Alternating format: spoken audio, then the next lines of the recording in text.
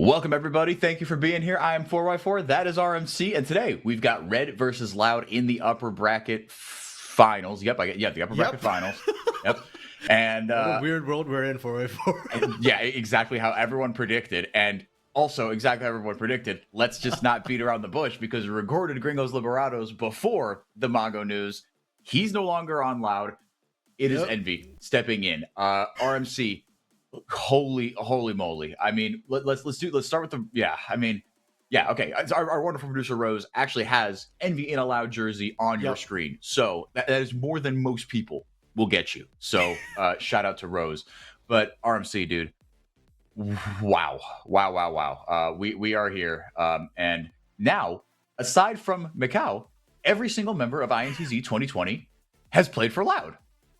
Yeah, and I think I saw somewhere that Macau has done some substitution or some sort of stint working with Loud, even if it wasn't or a couple stage, scrims or something. So yeah, so we've got INTZ Green, basically, in terms of Loud. But yeah, what an amazing sort of situation for it. If you all didn't follow the news, basically, Mago and Loud had a massive falling out this week at the last second. And in the upper finals, too, Loud made a miracle run to get here. Statistically, one of the worst teams in the league. And yet they kept breaking expectations. And right when the rubber hits the road, right when they were looking to try and clutch up against Red, right when Mago was finally putting together a couple weeks of consistent performances, and everyone was starting to believe in him. Yeah, and then next thing we know, Mago just bails on them, and now Loud's are gonna have to go back to Envy, and they're looking for a mid laner. And guys, you got to remember, Brazil's mid lane pool isn't the strongest, so they needed somebody who could just plug and play right from the get go. They ultimately ended up going with Envy, who has worked with Ripper in the past. And if you're Brazilian, you know the law of X's. It feels like Loud is banking a little bit on the law of X's from Envy up against Loud, against Red, pardon me, on Loud. But it's been a while. The last team Envy was on that Los Grandes roster that fell apart. Before that, he was on the Red roster where only F and B remains from that Red era. Yeah, I mean, and they played together on 2023 or 2022 Super Furia, which was the last time I can remember kind of Envy being at the peak of his powers of this dude is a bona fide top 3 at times. Everyone remembers that Vex Quadra kill. If you don't, just go on twitter.com, look up Envy Vex Quadra kill. It is one of the, I'm not even exaggerating, one of the iconic post-franchising highlights of CBLOL all time. So let's get the bracket up on your screen and tell you guys exactly how we got here. For Red and Loud, the tail of the tape is not all that exciting. Like we said, they're in the upper bracket final. And what's exciting about being in the upper bracket final is that you've already qualified for the America's Cup. So Envy will be at International. Whether we like it or not, he will be at the America's Cup. Yeah, so the small I International, I guess. And to give credit, F&B's done it. The thing is, it's going to be in Sao Paulo, actually. So I don't even know. Yeah. Does it? Yeah, it's an international, a domestic international. They're going to be there. It counts. Yeah, that's true. I mean, Envy has done international events prior. He's won CBLOL, twice, if I recall correctly? I think he's only won it. I think Envy has never won CB, or FNB has never won CBLOL. FNB hasn't, sorry. Yeah, but Envy has. And then Envy's won once or twice. Small. Yeah. Yeah, so FNB doesn't just want to get to the America's Cup. He wants to win it all and actually get to first stand. Yeah, and that's what I think. For Red, a loss here would be shocking. But it's happened before. We've got to remember that Red lost to 2 teams this split. One of them was Loud, to be fair. Yes, one of them was Loud. Obviously, the Mago Loud. We can get we can get some numbers for you on I guess no. We'll talk kind of macro. Loud versus Red, not the individual matchup because those are fun, but it was just one kind of sample size. So we'll do kind of But let's talk Envy versus Loud or Envy versus Mago. I mean, RMC, you saw the most recent version of Envy, which was CD Envy, which was Tier 2 Envy. So I mean, the way that I was kind of thinking about this was okay. Even though Mago, yes, you started to string some stuff together, a little bit more. At least we get. We're getting every single some of the other stat, graphic. The production just wants us to look at the Red versus Loud head to head. He's desperate to say, "Hey, remember, Red lost the game, and it was to Loud." But Mago. Okay, there we go. Mago, for all his good qualities, was not exactly the model of consistency. And even though he was starting to put together a couple good games, and look, there's nothing. I firmly believe that if you were to ask me, taking the drama aside, if we come in here with good vibes, who's going to perform better, Mago or Envy? I actually would have put my money on Mago, but Sure. Envy is a much more stable player historically. Yeah, and I think that's generally most people's mindset, which is why everybody's looking at this as a downgrade from Mago to Envy. Not to mention Mago was starting to peak in the playoffs. But if you look at his stats, now I have stats from Envy in CD last year and from CBLOL 2 years ago, you'll see that he actually beats Mago in every single metric except for CS per minute. So statistically speaking, Envy is actually an upgrade, a better player from Mago. But you're talking about intangibles, the vibes for, and that's the problem. When you plug and play a mid laner like that, it often doesn't work out. Just think back to last week when VKS, lost Miru, had to plug in Quats, who's from their academy team. Reminder: Envy's not from Rids, from Loud's academy team. There is no Loud academy team, so he's a complete plug and play. But last week when we saw Quats try and plug, it didn't work. So that's why everybody's very, very concerned about how Envy is going to fit in. For now, though, we are into draft. Loud is going to be on the blue side. It is going to be red with first pick. And it's going to be the rise for Envy. That is truly a plug-and-play mid lane champion. Yeah, I mean, this champion is literally as old as the game itself. And Envy, he's been around the block a couple times. So it seems like Loud, for the first 3 picks anyway, drafting just an extremely safe plug-and-play composition. Whereas Red, on the other side, it is a balls-to-the-wall composition. You've got the Nocturne Orianna coming in and grabbing Rumble for FNB and RMC. We hate to do it, or at least I'll speak for myself. I hate to do it, but you do have to talk about FNB specifically and Red. They have priors for choking in the playoffs. There's kind of no other way to put it, right? I mean, and FNB. But I think what has been different about this Red roster is that FNB. I think FNB has never had a roster that he feels more confident in, that he doesn't have to play hero ball, because that is when FNB gets in trouble in the playoffs, is he tries to, he doesn't get past the ball and they say FNB, go score us a goal. He takes the ball and says, I'm going to put it in the back of the net. And sometimes it really does not work. I've got a Gwen flash into a wall for no reason on the upper quadrant of the jungle, burned into my skull. And I'm sure if you've been watching this league a long time, you've got a couple of FNB in playoffs plays that you've got burned in your head. But RMC, what we saw in the split 3 playoffs, right, in the cross group or cross league phase in Americas last year in LTA, that was the best version of FNB I have ever seen, and it wasn't particularly close. He was monstering people and being a protagonist. Yeah, and it feels like he's maintained that. Coming into this split, he's currently sitting at the highest KDA in the entire league. Lowest deaths, but a ton of assists and kills to his name as well. So, like you said, when the pressure's not on him to be the 1v5 guy on the team, he seems to be able to pop off that much more. Now, speaking of the other carries for his team, we're looking at bot lanes for both of these teams right now. Loud banning out the supports, Red batting out the AD carries, and with the Corki Ezreal taken away, that's a lot of safety removed from Bull. It looks like they want to force Bull into something that a little bit more dangerous. Bull has struggled a little bit with positioning and trying to stay alive in fights. The team hasn't necessarily helped, but I like the comp so far. Strong front line with the Scion. Heck, even with Rise Jarvan acting as like off tanks or bruiser-esque champions who can provide that space for Bull to pilot this Yunara. So pretty plug and play, pretty safe. Kiana being banned away in the first rotation. We didn't really talk about that, but I thought that was a little bit interesting. Are we on a new patch, RMC? I should have checked this beforehand. Yes, we are. Okay. We are on 2604 now. All right, so we're on live right now. Yep. We are on live. This will be the last patch of the split. I believe Kiana got a little bit nerfed. She is still pretty strong, and I think it's more just giving Youngjae agency. So despite the nerf, they're going to take it away. Yunara Lulu, great composition from Law. We talked about it. Very good front to back. Phenomenal skilling. The laning's not terrible either. Red, on the other hand, they're going early game. They saw the Scion 4-4. They knew that was a Rise J4 who are going to be off tanks or Bruiser-esque builds, and they still slammed the chin for Rebello. This makes me really nervous. I mean, the cynic in me, and I'm famously not a cynical person, the cynic in me says, we heard those rumors about Frosty subbing in at AD carry and Uzen coming in at support, and we just said, screw it, let's set up Rebello to fail so that we have no choice but to put in our support as the AD carry. That's what the cynic in me would say, but that's not what 4x4 would say.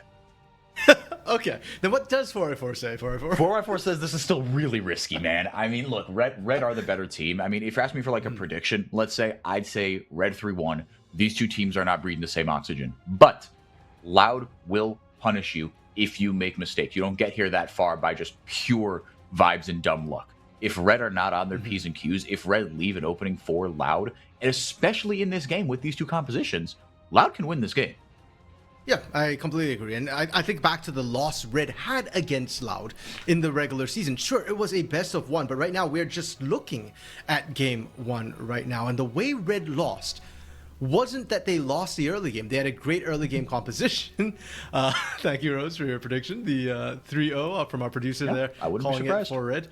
Yep, I think most of us would agree. But this is how you end up getting a 3-1, or how Loud gets on the board, is Red drafts sort of an early mid-game composition where they don't have a lot of scaling. They did that with the Pike in the regular season for Frosty, and they got off to a rolling start at 13, just shy of 13,000 gold lead for Red, which they failed to close out. And if that's going to happen, I can see it happening with the Jhin into a Scion, with the Rumble into the late game as well, where he doesn't have quite enough to finish. And then they're praying that the Nocturne Ori combo can find those squishies, find that Yunara, take out Bull every single time.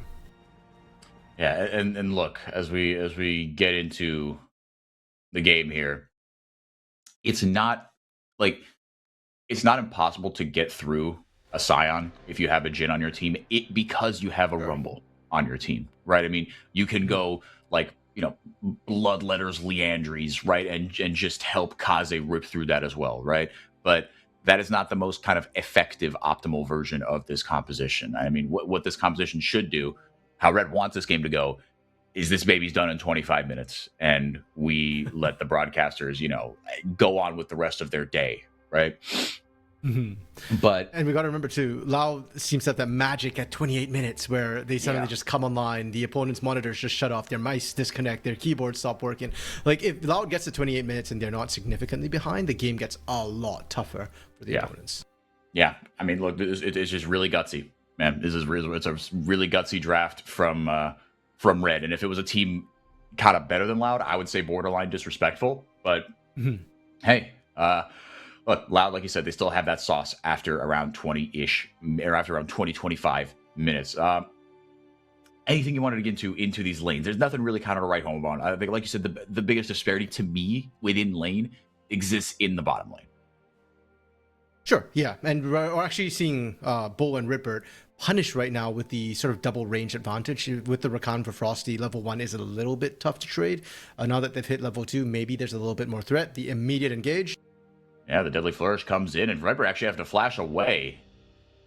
Like you said, not the strongest laning, so Summoner advantage going over to the side of Red Canids. The heal was popped by both sides as well. Now, Frosty, not done just yet. That is fantastic work. That's exactly how you want to play Rakan. Exactly how you want to play this lane. First Blood Red.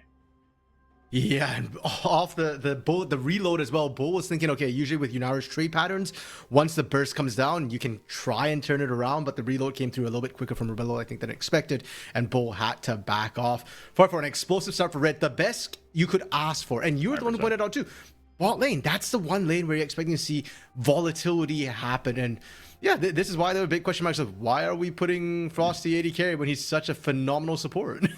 Yeah. Yeah, and I think that's another thing we have to mention is, look, I think, players on, specific champions that are already meta, that could be a little overrated, but it cannot be understated, especially domestically, how much of a boon it is. Oh, the Curse actually got the fear off there, Lenby coming into support.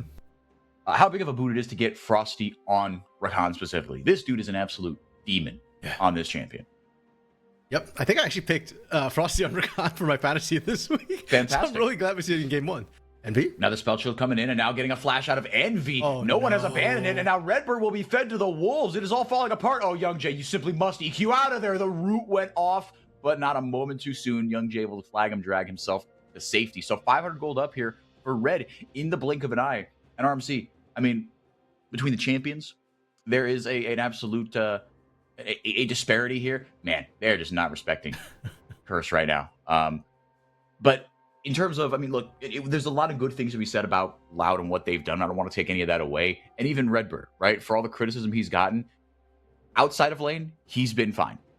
But yes, no one will deny that in lane, it has been a bit of a disaster class for Redbird. And again, and that's just it's really I don't even think Redbird did anything illegal here. I just think you have to be maybe a little bit more respectful of the cooldowns of Rakan. I put that more on Frosty, just having like an eye for like, actually, no, we need to keep the pressure up, and we can in this lane.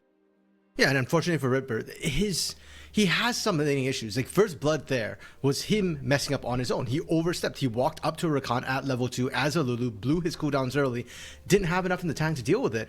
But the second death wasn't his fault. Like you said, that's a team call. He was there to try and get Envy and YungJay out of a dicey situation, and he just ultimately is the one paying the price. That's technically good support play in that you're sacrificing yourself for the team.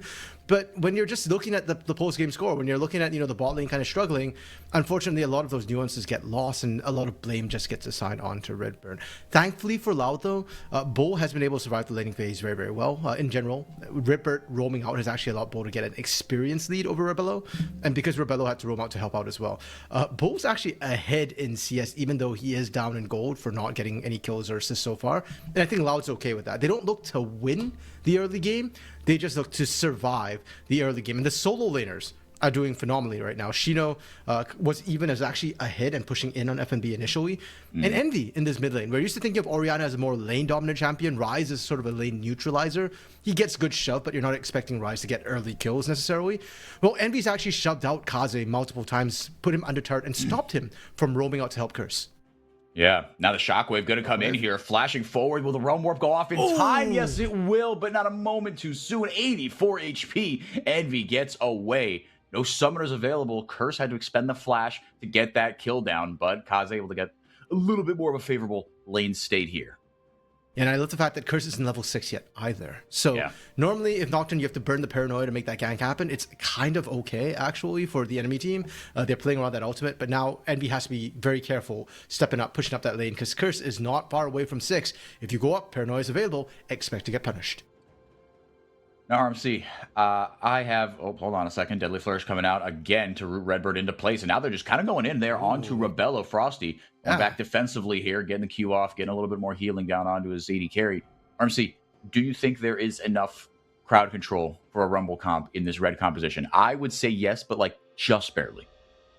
Yeah, it's not the ideal setup, I don't think, but the funny part is, especially with YungJay on the J4, I actually think it's not a bad situation. It might be rough for FNB having to flash, but he does dodge the Decimating Strike, and YungJay not able to get in. Yeah, watch for YungJay's Cataclysms in a lot of these team fights. If he locks Shino and Envy in there, or heck, Redbird or Bo even worse, then yeah, I think this works really well for FNB. The collapse? Who's collapsing on whom? Yeah, I was going to say this is going to be a really interesting here. Paranoia is going to go off. There's the Cataclysm going right back in. Shino going to grab himself a kill onto Curse, and now Loud get on the board. FNB and Kaze, not a ton to do about that one. The health bars are pretty low. Man, if they just had one more body, they could turn this one around, but not feeling confident enough in the punch that they pack. Oh, FNB not having Equalizer really sucked. We were just talking about watch YungJay's ultimate. And sure enough, he actually trapped his own demon there. So that could have been really good. Bot lane, Rebello is getting punished. Ooh, playing with fire, man. The heal goes off, flashing away the shield on the E from Frosty. On the margins, we've seen so many almost kills in this one, RMC. Yeah, and I'm just kind of shocked at what's happening for her. We're expecting Loud to be a lot more passive in this early game, but no, YungJay's finally seeming to connect. Hey, maybe the change to Envy's actually helping out. We know that one of the big issues was that Mago didn't trust his team, but you watch this play, and Envy backing them up is actually the huge thing, that he roams in right from the get-go. And yeah, you've got a tank on the top side. You're kind of okay with that. They recognize the call that, hey, there's no equalizer for FNB. He's overheated. If we keep FNB out the Cataclysm, he actually can't do very much while he's overheated. And because Envy's willing to agree with that, going with that, they're able to punish, beat Kaze to the punch, and take down Curse, getting themselves, I wouldn't call them, it's not a lead. They're still down 500 gold, but they're keeping closer than what they have in most of their games to split. No, they're getting themselves like a little bit of breathing room, I would say, right? You're not just sinking yourself here in this early game. It's certainly keeping Red honest. And the big old 0-0-0 and the green arrow pointing to the left in the top lane, that's going to give you pause as well. And now just a ton of magic resistance coming in onto Shino. And the lane just all of a sudden gets a lot trickier to play for FNB. He's got to find his, he's got to apply his trade elsewhere, RMC. He does have the teleport to do so. He's not running the Ignite that we sometimes see picked up for Rumbles to win the lane, especially with the changes in this season or this year that they get teleports anyways. No FNB is running teleports, so expect to see him kind of help out the other lanes. And I think for Red, it's not just the top lane. The entire team needs to start having an impact in the mid game. We talked about the fact that their scaling does not match up very well into Loud. They have a lot of globals, and the best time for these globals is the mid game. Instead, we're actually seeing Young Jay start up the grub, so Red won't be able to secure both sides. They have to get this dragon. They're doing it in full vision. The pink ward does not actually catch the little vision ward at the back of the dragon pit. Yeah, just out of range of that. In response, the grubs will be grabbed. So I don't know if that was directly in response to the dragon, but everybody's missing from their lanes. You can kind of put 2 and 2 together. Yeah. That's exactly where they were. So grubs picked up by Young Jay, but then on the other side, the first dragon of the game, Chemtech, will go over to Red Canids. Young Jay, he's thinking about making this happen lurking right now. And we talked about Red needing to be the team that pulled the trigger. If Loud can actually get a mid-game lead, for Red, this gets really, really dicey. And Red has not been challenged that much this split. Shockwave is going to find one. Not optimal, but now Redbird showing up the last second here. Equalizer still doing a fair bit of damage there on Nishino, it must be said. And FNB still able to get shoved, still even in CS. So, this lane's not going, I think, the way that FNB wanted, but hey, you're still doing okay. Opted into the Swifties. First item there, RMC. Anything to say about that? Yeah, I like it. I mean, you see it a lot into Sion, especially just to be able to dodge decimating smash. Bull actually throwing that ability into the bush, spotting them out. I think the wards caught the fact that Curse was in the area, so just playing safe for now from Bull. Good play. He's still up ahead in CS. Back to the point on the top side. Yeah, the Swifties just kind of let you navigate around Sion, and anytime Shino pushes up, you saw what happened on the top side. If he pushes past the midpoint of the lane, the moment he blows his cooldowns, FNB is just going to run him down. It's good now. If FNB can get a hit and complete Leandri's a little bit faster, it could be even better. Unfortunately, going to Swifties means he's delayed, and Shino is kind of even. So Koenig Rooken comes through. FNB, it's going to take a lot longer to chug through, and without Curse, even with Curse, I'm not sold that they have the necessary kill threat when Shino has flash up top. No, I agree. I mean, with Shino on a full item and FNB, I mean, I think we're all just waiting for FNB to hit a Leandri's and for Kaze maybe to hit that first item. But, I mean, you want to talk about, I mean, this is feeling like a missed opportunity, RMC, for Red to kind of force fights. I don't want to put that all on them because, I can criticize the team for not wanting to force fights, but if there's no good window to, then you shouldn't. But, as we see on the screen at the bottom of your screen there, Loud Chibi da Virada. That means the comeback team. So you see all these games that they have won and how much they've been down by at 15 minutes. That's another another way to put what we've seen, which is that Loud, they are a never say die team, down 3,500 gold at 15 minutes. That is not a good spot to find yourself in. Paranoia goes out to shield Kaze, and now in goes Curse like a heat-seeking missile. Gets the flash out of Young Jay. It's insane that Kaze was in the chart almost the entire time. Rebello and Frosty. Yeah, not in turret range. Kaze Rebello's just toast here. Yeah, Redbird going to grab the kill. Bull with just enough range to make that kill happen. Now 2-2. Loud actually in the lead. Yeah, and Kraken Slayer completed for Bull. Really good from Loud to just play off their power spikes. We talked about how Yunara likes to punish bot lanes the moment their cooldowns are kind of spent. She just kind of goes in and wins that rundown on the back end of it. So Bull and Ripper, with the speed up as well from Ripper, doing a lot of work. For that's troublesome. Because that stat you were just talking about, the comeback team from Loud, the fact that they're always down in the early game. Well, Loud actually has a 100% win rate when they're ahead at gold at 15. Now, it's rare, but it does happen. And we get to see when the lights went off, Frosty was actually wrapping around looking to try and punish. But I think the comms came through that, hey, Curse's mid lane, y'all are fine the bot side. In a 2v2 that far extended, Rebello not being able to help out, that just caused Red to fall apart, and it's very unfortunate for them that it's actually Rebello paying the price and not Frosty, when Frosty was the one to look for that dicey engage. Yeah, and Rebello just, I mean, about 10 seconds away from having his flash back up, couldn't escape death there. But RMC, I mean, yeah, like I was kind of saying with the item spikes, I mean, FNB, he's got to hit that pretty soon. Envy is in a massive trough right now, but in about 10 minutes, maybe 5 minutes even, he's going to spike and spike hard once he hits those first two items, the Seraphs and the Rod of Ages. It's unfortunate. I mean, how much do you put on Red's plate for, or Red's, I mean, I guess the responsibility, right? They're at fault for not trying to look for more kills. Were there windows that they missed in your eyes? Yes, 100%. We talked about the gank into the mid lane onto Envy. And the fact that Curse at level 5 burnt the flash, got paranoia, didn't spend it in the mid lane, didn't look for the kill on Envy. Instead, they opted to fight around that top side and lost that fight. I feel like if Red had just played to those timers instead, they could be further ahead. And now it feels like YoungJay is actually starting to beat out Curse. We're starting to see Loud connect faster than Red is. I've not seen really the lanes moving around for Red to reinforce each other too much. And considering the combos that they do have, right? You've got Rumble who wants some sort of CC to set him up for massive equalizers.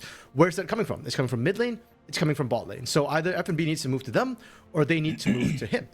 Nocturne is not the ideal pairing for Rumble in terms of trying to set up for his damage. You could do work early on, but we didn't see that happen. Now Kanik Broken comes through. FNB's having a hard time setting up for those ganks.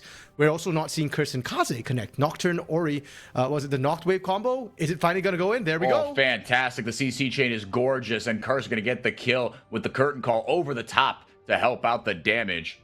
Rift Herald will spawn as Red look to get over to the Dragon and set up their 2-0 advantage on that front. YoungJay lurking, but I think even he knows better than to try this one. They could pull off a pincer here, but Loud are down a man. It's a 3v4 in favor of Red Canids. Sion already running back to the top lane. Shino is not in the area. Had to use his ultimate to get back to lane. So, yeah, they're going to sack this one. And 4v4, it's just that easy. Yeah. this is why I did put it on Red's plate, that they weren't in the lead. Yeah, it really can be that easy. Yeah, it certainly looked that way, right? I mean, this is just push button, get kill. Yeah, and now good response from Loud because Red did go for Dragon. YoungJay is actually going to go for the Herald instead. We'll be able to trade that out. Now, it is a lot committed to get just the one kill onto Bull. That's Shockwave, Jhin out, Nocturne out. Heck, I think even Frosty probably outed to get in there for that. So 4 ults just to secure the one kill onto Bull. But for me, it's more just that Red needed to be a bit more proactive, and this is the first time we're really seeing them get proactive outside the one gank Curse spent in the mid lane early. And getting onto Bull as well is kind of critical, because you've already seen Bull get very scary. It's worth noting Bull didn't pick up the kill on the bot side. So he's only 0-1-1. But you saw what he and Redbird are doing to Rebello and Frosty already. Bull will start doing that to the entire enemy team if he gets ahead. Look at what he's doing to Curse. Yeah, Frosty getting hit by the Polymorph. Curse putting on the spell shield, just trying to be useful before he inevitably goes down. The wild growth isn't going to matter at all. Finally, he's the paranoia on the back end. I love that he staggered that out, giving so much continued pressure to this Red Cadid side. It's a double kill for Rebello, as now they've got their sights set on. That was good. I thought the Herald was still up. That was a mistake by me. Envy actually going to get first brick in the bottom lane. Yeah, YoungJay able to pick up the Herald before that fight broke out. So Loud answering the fight with gold. Weirdly enough, Loud's playing the better macro right now. Shino is going to be able to teleport to safety, no CC whatsoever. And great use of the teleport from Shino to really maximize value. He gets out, and he's covering the mid lane. If we're talking about FNB being, the top performer in the mid lane, in the top lane, right now, Shino's kind of up there, and I'd argue he's probably the best performer for Loud. This game, he's been a little bit quiet, but you look at his CS numbers and look at the pressure he's putting down, you realize that Shino, he's not living up to the namesake of being Loud, but he's quietly still putting up some of the best numbers on his team. No, he's been great. I mean, Shino, if you want to talk about like value to their team, Shino has FNB, and that is just artificially punishing FNB for having a better team. But Shino, he has been the straw that stirs the drink for Loud. He's been absolutely awesome. What a revelation. I mean, even in CD, right? I mean, he was promising, but I don't think even you expected him to kind of hit the ground running like he has here. Let's get another look at this one. Curse played that out very nicely, played it so slow, and then once he got the kill, bam, the lights go off and we get the rest. And I think part of it was also just overconfidence on the part of Bull. He was doing so well in the 2v2 that he thought, I could take this. But like you said, Curse kind of deserving a bit of an Oscar there, baiting Bull and saying, oh, look at me, I'm the poor Nocturne who can't do anything. I'm just getting wrecked. I can't, engage onto you, but guess who can? Frosty can. The rest of the team can. And so Bull overextends. And we've seen this from Bull a couple of times. He's really, really good, but sometimes he oversteps. Kaze, flash to safety, well played to keep him alive. He burns flash from Envy and the unstoppable onslaught from Shino. Yeah, so two for one, if you will. Kind of as far as abilities are concerned. Frosty going to use the quickness to get out of dodge. Now the Deadly Flourish coming in over the top. Gets CC down on a Bull, but he's up wild growth. And look at just the amount of damage you can output from a little bit from just a little bit away. He's lucky Bull wasn't on 2 items there. That could have been a different story. 2 towers for 0. Now both side lanes opened up here for Loud. So it's not like they're getting run over, RMC. For every little bit that Red get, the side laners, this 1-3-1 that Loud can play with his composition, coming home to roost a little bit. They're getting little advantages where they can. No, I'm not sure if it's better to get run over in a situation like this, or whether it's the slow, like, Loud is driving over their foot and then backing up and then doing it again and backing up. Like, it's a slow, painful grind from Loud, but I'm a little bit concerned that I'm not seeing a good answer from Red. The fact that they're losing their side lanes kind of means that they don't have good 1v1, 2v2 matchups.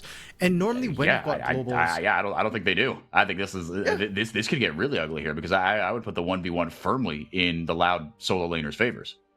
Yeah, and so for Loud, they might be losing the fights, but Red is having to send 4 or 5 members to make that happen.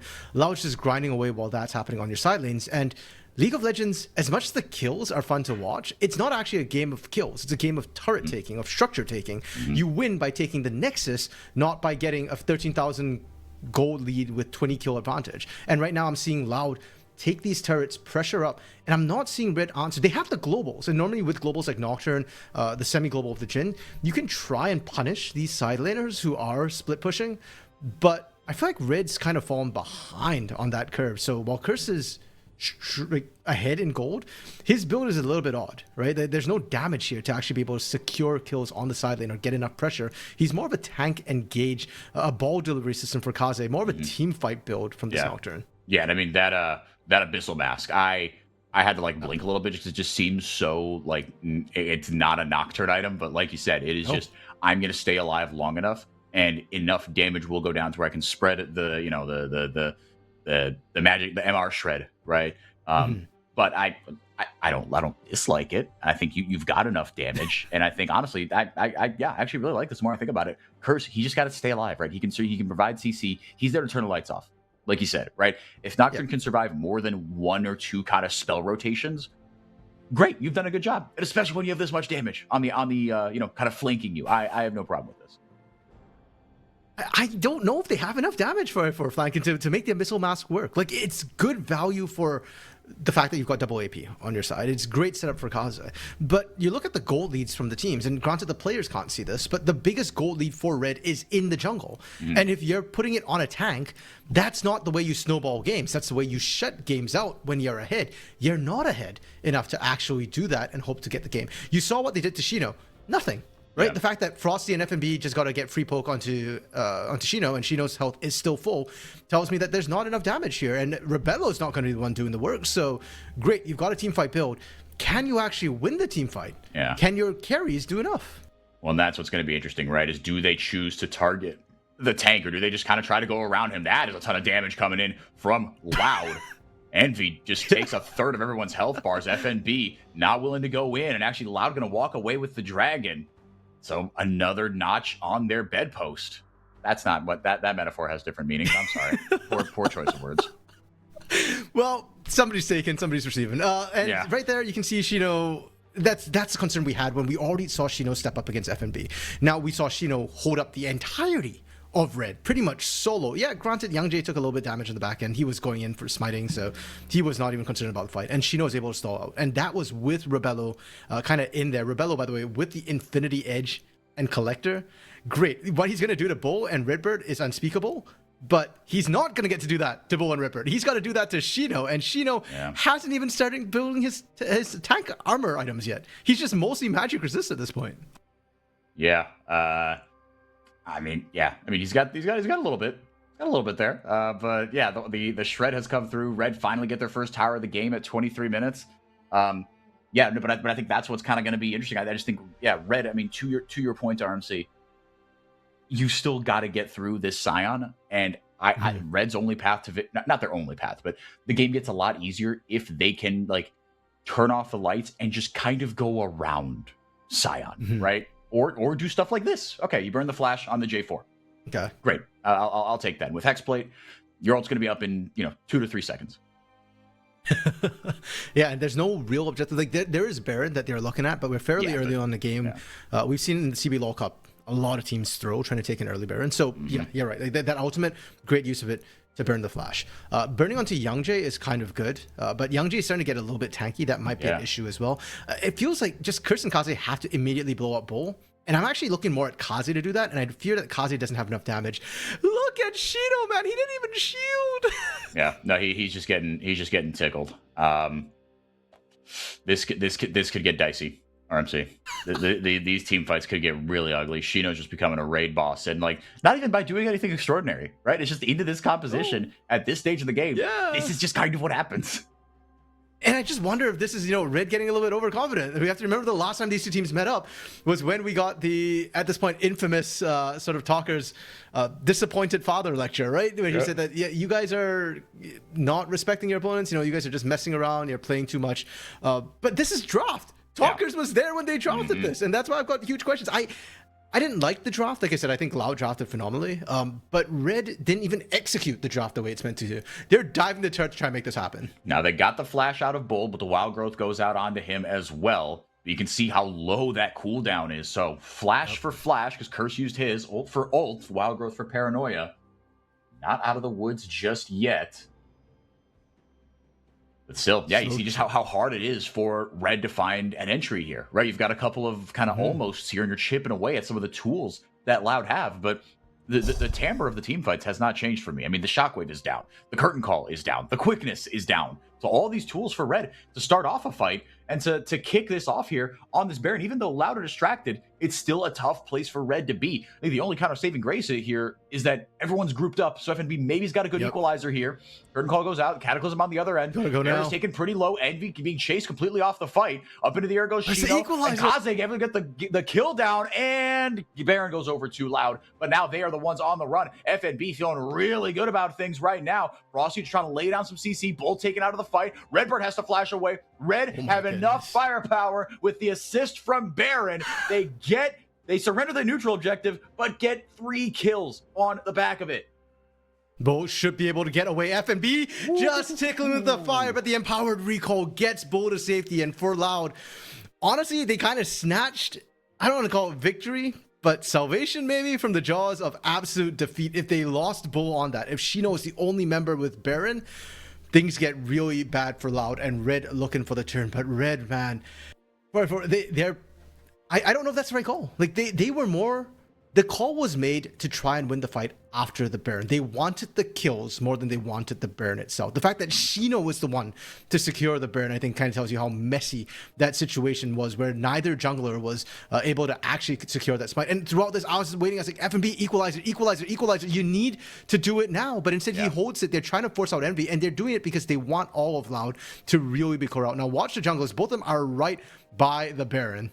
It tickles down to 123. Equalizer comes across, and it's Shino who actually secures. I think Chris dropped right before. Like, he had to smite early because of that, and that prompted the early smite fight. But Red, they were almost able to clean up on the back end. Shino actually gets low for what feels like the first time this game, and that is a golden flux that Red sorely needed. Is it enough, though? Shino, one of the 2 members of Baron buff, continues to siege this top lane. It is Soul Point going to Red, but that's going to be a 30-plus minute Soul, and that means a almost 40-minute Elder to come through, and I suspect Red's going to need that Elder to close the game out. It kind of feels like it, but if Red can get these kind of, I'm not even going to say perfect fights, because that wasn't a perfect fight, but some of the game was played for them, right? They got the assist from Baron. The Baron still shreds armor and MR, right? Yes. Okay. Yes, cool. It does. So, you get that done, which famously, that's something they need some help with in this composition. And now, Bloodletter's Curse coming in as well from FNB, so overlapping a little bit with the Abyssal Mask, but, I mean, Curse is such a single target Annie. I don't hate that. I think that's a fine choice. And the Seeker's Arm Guard coming through here as well. Rebello has finally finished up his 3rd item. No Swifties. He's got the armor boots here, and now the whole CC chain coming in. Paranoia pop. Big old Seraph shield. Excuse me. Kaze will go down. Curtain call over the top. It's a double kill for Kaze. But these are the kind of fights that Red need to pick at this stage of the game with this composition. So, fair play. Is it? We're somebody needs to check Young Jay's bank account. That Cataclysm, man. Envy actually could have gotten out. I think he actually would have been able to run away with the phase rush, but he got locked in by Young Jay's Cataclysm. And we were talking about it earlier in the game about how, for FNB, does he have enough CC on his own team? Yeah, maybe, but it's cutting it kind of close. Has CC? Young. Yeah. I'm J4 and I'm helping. Yeah, exactly. Yep. That's actually massive, though, for Red. Oh, yeah, they get that outer turret. They get the kills. It buys them a bit more time. And it actually shuts down any hope of the Baron advantage that Loud was building up with Bull, with Shino still having Baron earlier. They were actually getting the shove, and they were going to set up for another push on that bot side to secure the Dragon in 3 minutes, heck, to get pressure, to get vision on Baron. But now they've lost all of that. Ritz gets to set right back up again and actually push the lanes. And now Shino, he's still on his one-man mission. Jevon's Cataclysm hitbox is made up of invisible minions. That was true. I don't know if it's still true, actually.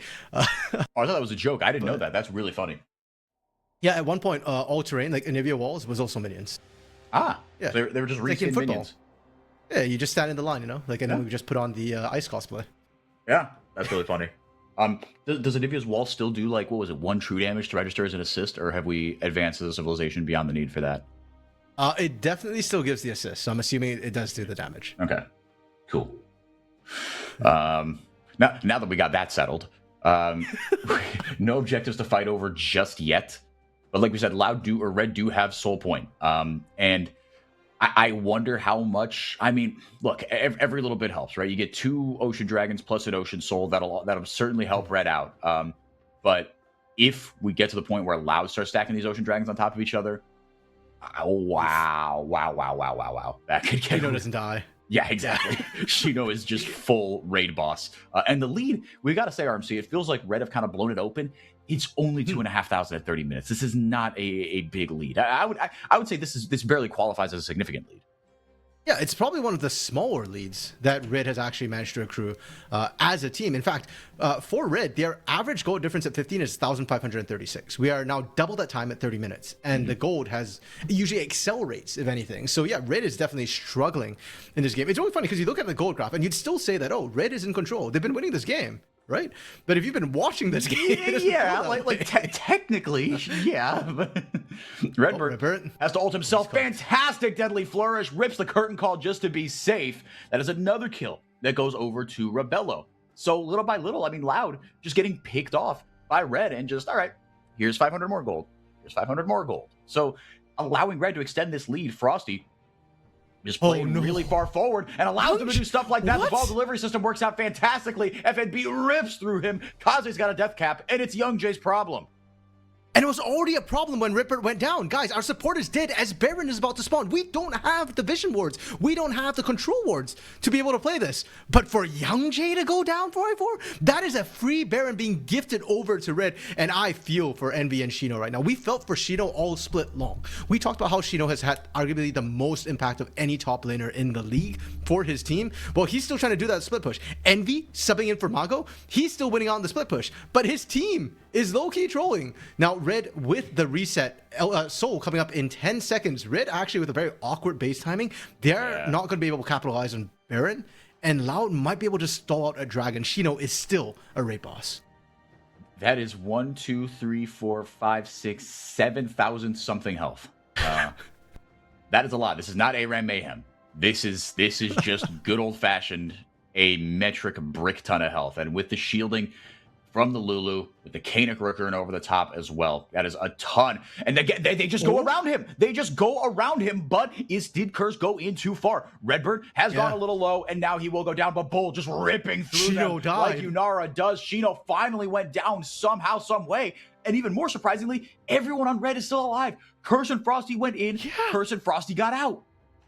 I need to watch the replay because I think they actually lost the ball. I don't think Kaze caught the range Bull. Kaze gets caught. Yeah. Now Kaze able to get decent damage out onto Young Jay. FNB just flame spittering everybody. Kaze gets one. Kaze gets another. I think Red are going to win the game here. Yeah, FNB, even with the photo finish, go and go. Didn't have to, but opted to because, okay, to be honest, he probably thought he was going to die for a second there from the last shot, but opted to go ahead and go gold. And Red out of nowhere for this sort of win is what we expect from Loud. Yeah. But this is the sort of win we're getting between Red and Loud. Red's the one to pick that up. Redbird just giving over, patting KDAs. And what a dicey first game. but Red still walk away with the expected win. Yeah, I mean, like you said, this was what we expected from Loud, was just like a series of question mark pings for the first 20 to 25 minutes. And then you get either one good team fight or a couple good picks, and then you just kind of blink and the game is over. And that's the recipe that Red rode here. I mean, this was, I'm not even gonna say it was like a bad game by Red. I mean, like we said, we talked about them wanted them to be a little more proactive. I don't know if Kaze just threw up the L there, which if he did, that's hilarious. Throwing that into the camera. I think he did. Attaboy. But yeah, I mean, look, they played their comp about as well as they could have once the game flipped to kind of 15, 20 minutes. Again, we saw a lot of fights, especially that last one where, Shino is standing there just saying, "You shall not pass." And then Kirsch just turns the lights off and just goes, "Excuse me, sorry, I gotta get, sorry. There we go."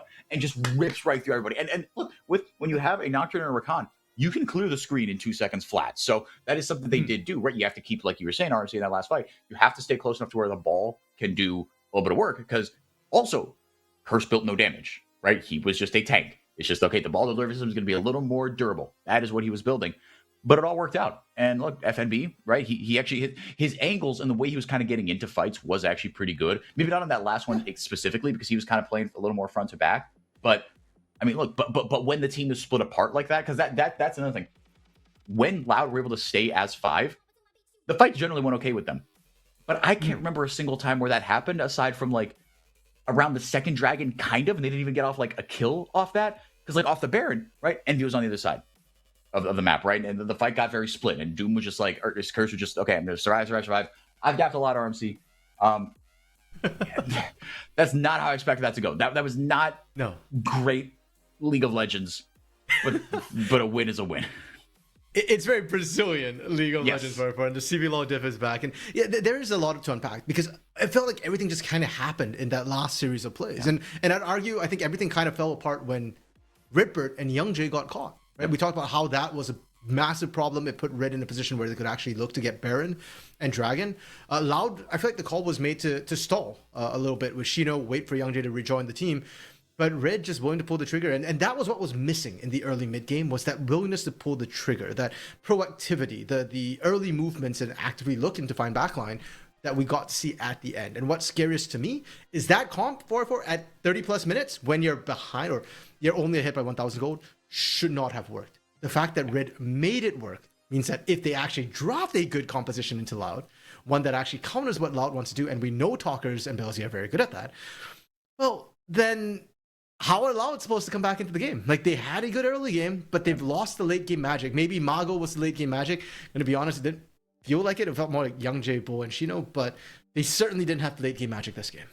No, they really didn't. And I mean, look, there are other, we could have another repeat of this draft. I mean, on both sides, but I expect that the only repeat we're going to get is for Loud, right? For them to play another kind of, safe scaling competition, especially with Envy, right? He is kind of, where Envy's got an assassin or two in his bag, but where Mago, you always had that kind of thought in the back of your mind, like, no, he has this Akali, he has this Silas, right? Envy is a little more of a control mage Annie, so I think that even more kind of accentuates that that's where Loud is going to go.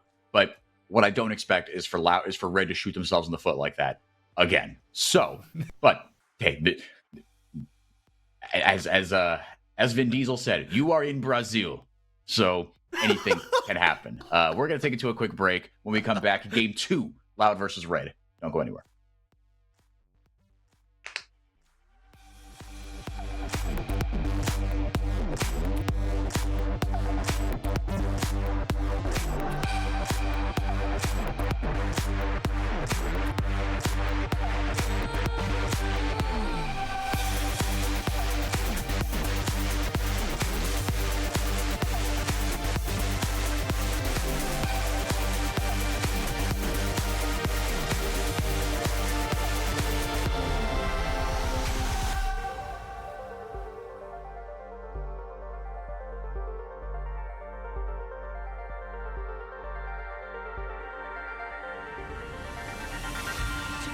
So hold our heads up high and beat the drum to what we love. Risk the fall, or we have felt it all come crashing down from far above. Stars are rising, countless worlds colliding, only one will take it all. Can we bring to fall the giants? Can we make the final call? We are the ones to ignite the darkened skies. The champions of the world that we defy. A solo ride of the few who rise up high, and we all fight at the last light.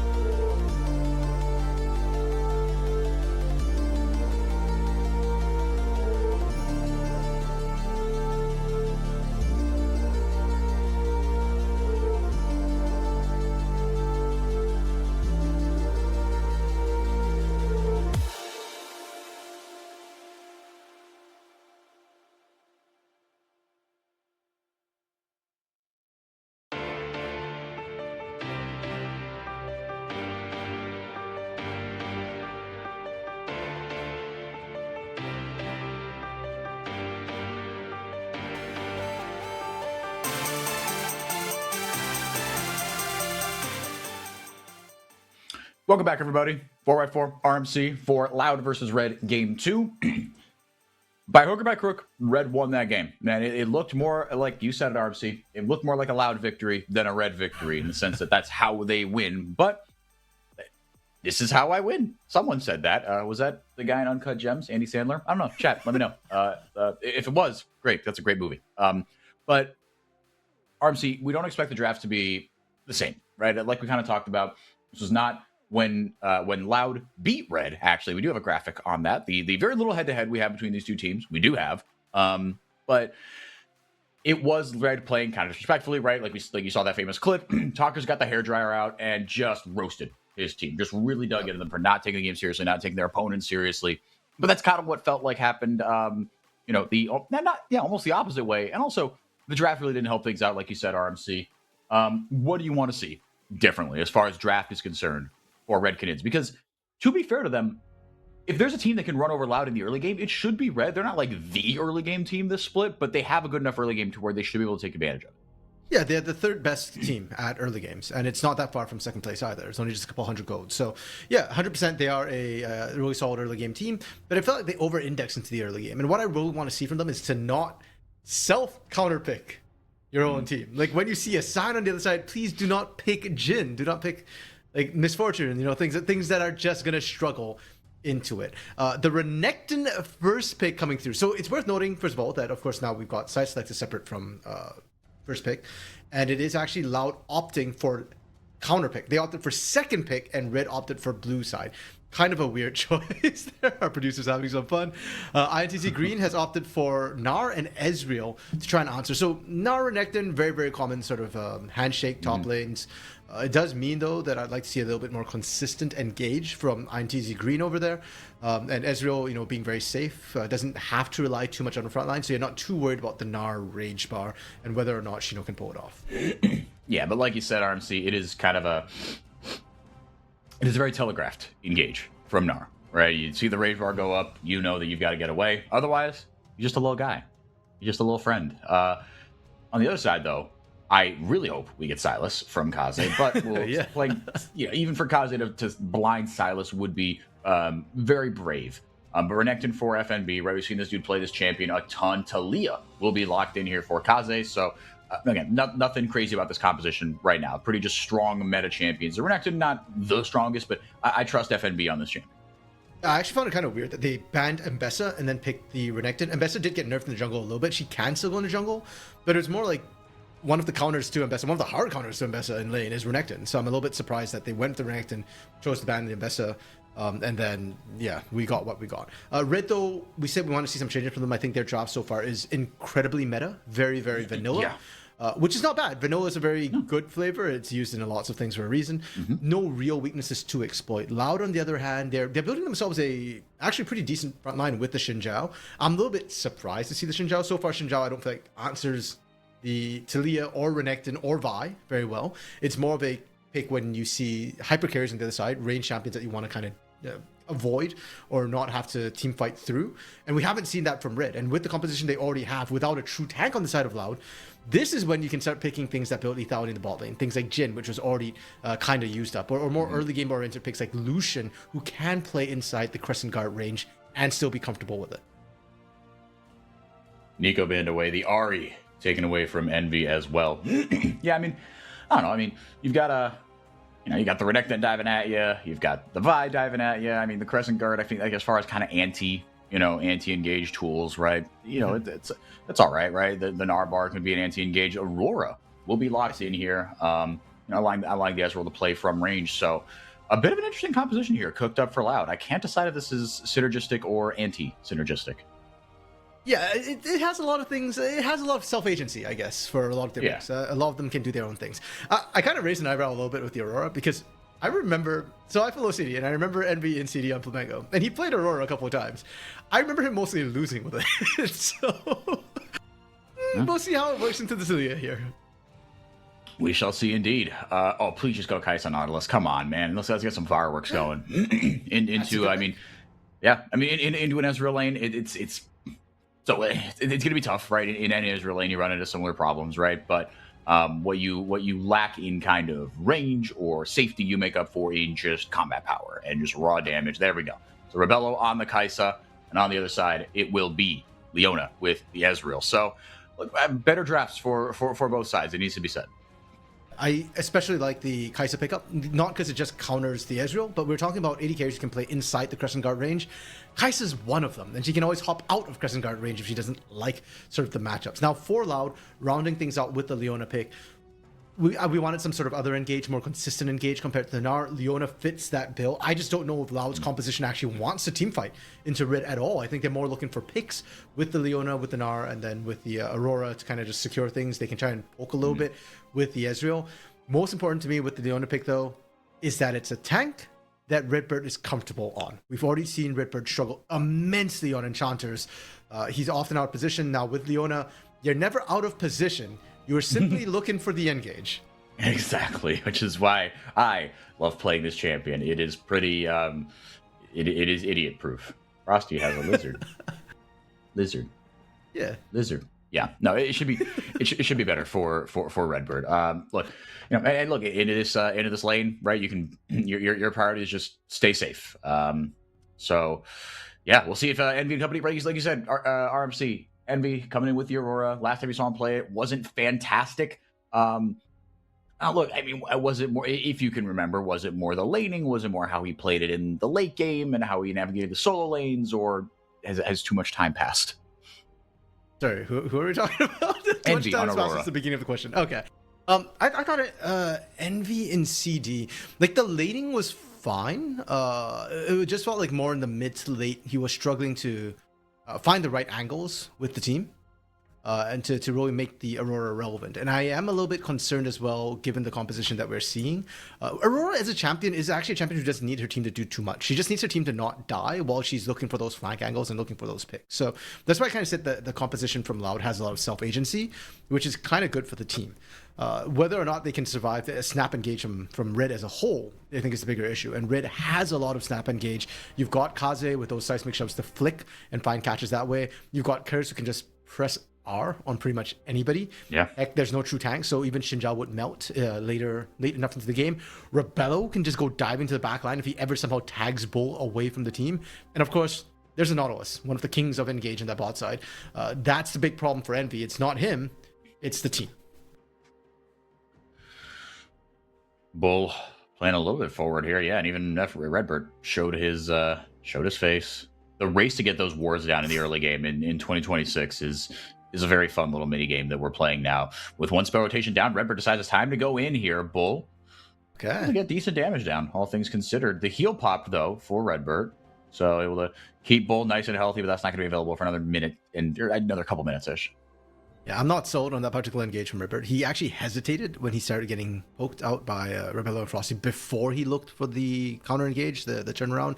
And level 1's kind of rough. You don't have the stun to go along. You can see Bo not able to follow up and actually proc the Sunlight passive means Redbird, he's taking the brunt end of this. Yeah, now the heal goes out on the other side. As Frosty, to be fair, did have to pop the heal, or did choose to pop the heal, I should say. Rebello's still holding on to the cleanse, because like you said, RMC, only level 2 do you get that EQ, the CC chain that can be so deadly. What makes this champion is so annoying to play against. You don't have to worry about the minion wave. The Zenith Blade goes right through. Really, really just annoying, tricky to navigate. Kaze on this Talia RMC. A lot of playmaking potential, a lot of agency. And, oh, hold on a second. Shut up 4x4. Redbird has to flash out of the way, and he's just toast. Rebello will go down on the back end. Bull will go down as well as Curse in the right place at the right time as everyone on the bottom lane dies 2 for 2. Yeah, and while all that trading was happening on the bot side, the junglers made a difference. Young Jay was slow. He wanted to finish clearing his jungle. Curse made an immediate beeline to the bot lane, and it was necessary.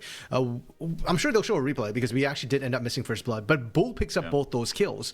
Whereas for the side of Red, Rebello and Curse actually split it, which not so ideal for them, and I think Loud's going to be very happy with that. So we get to see the replay of this, and it looks like a good position for Red because they've got the numbers advantage, but the minion wave was massive, and Bull being able to dodge across into the minion wave, I think was what really enabled them to turn this 2v3 into a 2-4-2. You get by with a little help from your friends. Bull takes a ton of damage. Now, yeah, so just 2-2. I mean, okay, wherever the kills gone, 2 for Bull, 1 for Recurse, 1 for Rebello. So, look, I think you're feeling okay about this. Kind of everybody's just feeling pretty decent about this. No objectives to spawn just yet. It will be a Hextech Drake coming up here in a minute and change. Curse out to a little bit of a lead here, but just on the kill. Youngj actually ahead by a couple camps, but like you said, RMC ended up being a bit of the equalizing force there, because might Youngj have been in the bottom lane, that fight could have gone a little bit differently. FNB though, I'm still waiting for him to kind of have one of those games. RMC, look, he had a really good game on the Rumble last game, all things considered. He did a ton of damage by the end of things, but you know, even with FNB, I'm excited for what this guy's going to do on this champion, because we've seen him on this Renekton just play such an adult, mature brand of League of Legends. Ooh. Seismic Shove lands, the CC chain is gorgeous. Envy is dead. Okay, so lots of changes from last game. The fact that FNB is now in an unfavorable matchup, so it's going to take us a while to get to see him pop off. But I think the biggest change for me is the fact that Curse is now actually making the proactive moves. Last game, it was Youngj who kind of ran the map, and Curse was very quiet. Yeah, sure, he was a Nocturne. He wants to hit the level 6 first before he does anything, but he didn't really do anything till level 10. This game, Curse at level 4, already with 2 successful ganks, 1 into bot, 1 into mid, and frankly, for I'm just waiting for him to path top, because that's just Nyx on the line, right? You would think so. You would kind of hope so, right? Give FNB a little bit of breathing room to allow him to get that lead. And look, it's tough enough for Renekton to transition a lead. As we get a replay here, yeah, I mean, nothing too kind of crazy to write home about. This is a combo that should be working and should be kind of popped and pressed as often as possible. Like you said, RMC, we've gotten more Curse presence. He's got 2 out of 3 KP in this early game now, and it pre-6. It's easier to gank on Nocturne. You have a speed up, you have a fear, you have a slow. You simply have more tools to help close that gap. But hey, we're here now. So yeah, Cursed, yeah, definitely a lot more early agency in this one, helping Rebello get out to an early lead, helping Kaza get out to an early lead. But like you said, RMC, want to see FNB helped out here. FNB and Shino picking up the plated steel caps, fair enough, into this matchup. To be fair to Curse, though, we talked about him having 2 out of 3 KP. I'd argue he actually has 100% KP. The first kill that went on the bot side just happened before, without him being able to actually tag any damage down. But it wouldn't have happened if Curse didn't get down there. So in my heart, and as far as I'm concerned, Curse right now, 100% KP, should have that 1 more assist. Now, supports roaming into the mid lane. This is what happens when we get the tank supports. What is a bit surprising is they're both actually sticking around for now. And I wonder if this is a call being made by the junglers. Youngj trying to actually sneak away this dragon, wants Redbird mid lane to try and run interference. Oh, is this the top side gank we're hoping for? Let's see. We'll see what Curse is going to do here. They're looking for a potential dive here. The minion wave is not quite as big as I would like it, certainly. Here. In fact, it has disappeared. But now everyone is coming through. There's the Weaver's wall. Going to lop Shino off. Going to blow his flash. And that'll be enough. Dominus popped here by FNB. You hate to waste that, but no need to create any problems where there aren't any. This 4v2 numbers advantage is going to turn into a 4v3 real quick. Envy roaming up here on the Aurora. FNB still getting some healing from the Dominus. Hook lands from Frosty. CC chain. Curse going into the back line. Seismic Shove goes down as well. Killer Instinct coming in for Redbird, or for Rebello, excuse me. Kaze taking a ton of damage. Shino going to walk away with the kill. It's a 1-for-1, but this is turning pretty ugly for Red Canids. Kaze is trying to be helpful from the other side of the screen, but he really can't do much. Frosty and FNB have to get the heck out of dodge. That was not how they wanted it to go. Now Rebello. Yeah, he's in some trouble here. Youngj, if they can get the CC down, there we go. That's what they were looking for, the knock-up on the 3. And they equalize it right back up. Loud, not going down without a fight. Pretty sloppy from Red, you have to say. It feels like a pendulum. We went from Red being way too passive to now being way too aggressive in this particular game. That topside gank took way too long for them to actually pull off, and Rebello's the one who pays the price. Because Frosty was showing topside, because it took so long, and Youngj was doing Dragon, Youngj was already bot side, and the moment he knew that, well, Curse is up there, Frosty's up there, well, Rebello is on his own, and we got to shut him down. And we got to remember for this composition for Red, sure, if they start popping off as a whole, they will take off. But Rebello is really the biggest ticking time bomb. If he takes off, it becomes a nightmare. So this is after Kaze had already used the Weaver's Wall. I think that's where they should have backed off. Them recommitting for this was an issue, and they actually knew that the mid laner, that Envy, was on the move already. So they needed to get these kills down, but they couldn't quite layer the damage. And the moment Envy shows up, this is a wash. The fact that nobody else dies on the top side is already kind of a saving grace for Red, that it wasn't as bad as it should have been, but they aren't going to be able to get those plates, right? Envy's up there covering that. Mid's already kind of equalized, whereas bot side, Bo and Youngjae get more plates, get more minions, and that's why the gold lead is favoring Loud at this point. Loud ahead ever so slightly. They haven't Red haven't put themselves into a compositional hole like they did last game. Trust them to be able to find their way out of this, but if you give Loud an inch, they will take a mile. Mago or no Mago, and they will find their way into the back end of a game. And Bull's got 3 kills. Not for nothing, RMC, but this Ezreal, you talk about a ticking time bomb. Kai'Sa definitely more consistent, but if you can hit your skills, Ezreal is just as deadly a marksman as anyone else in the game. Yeah.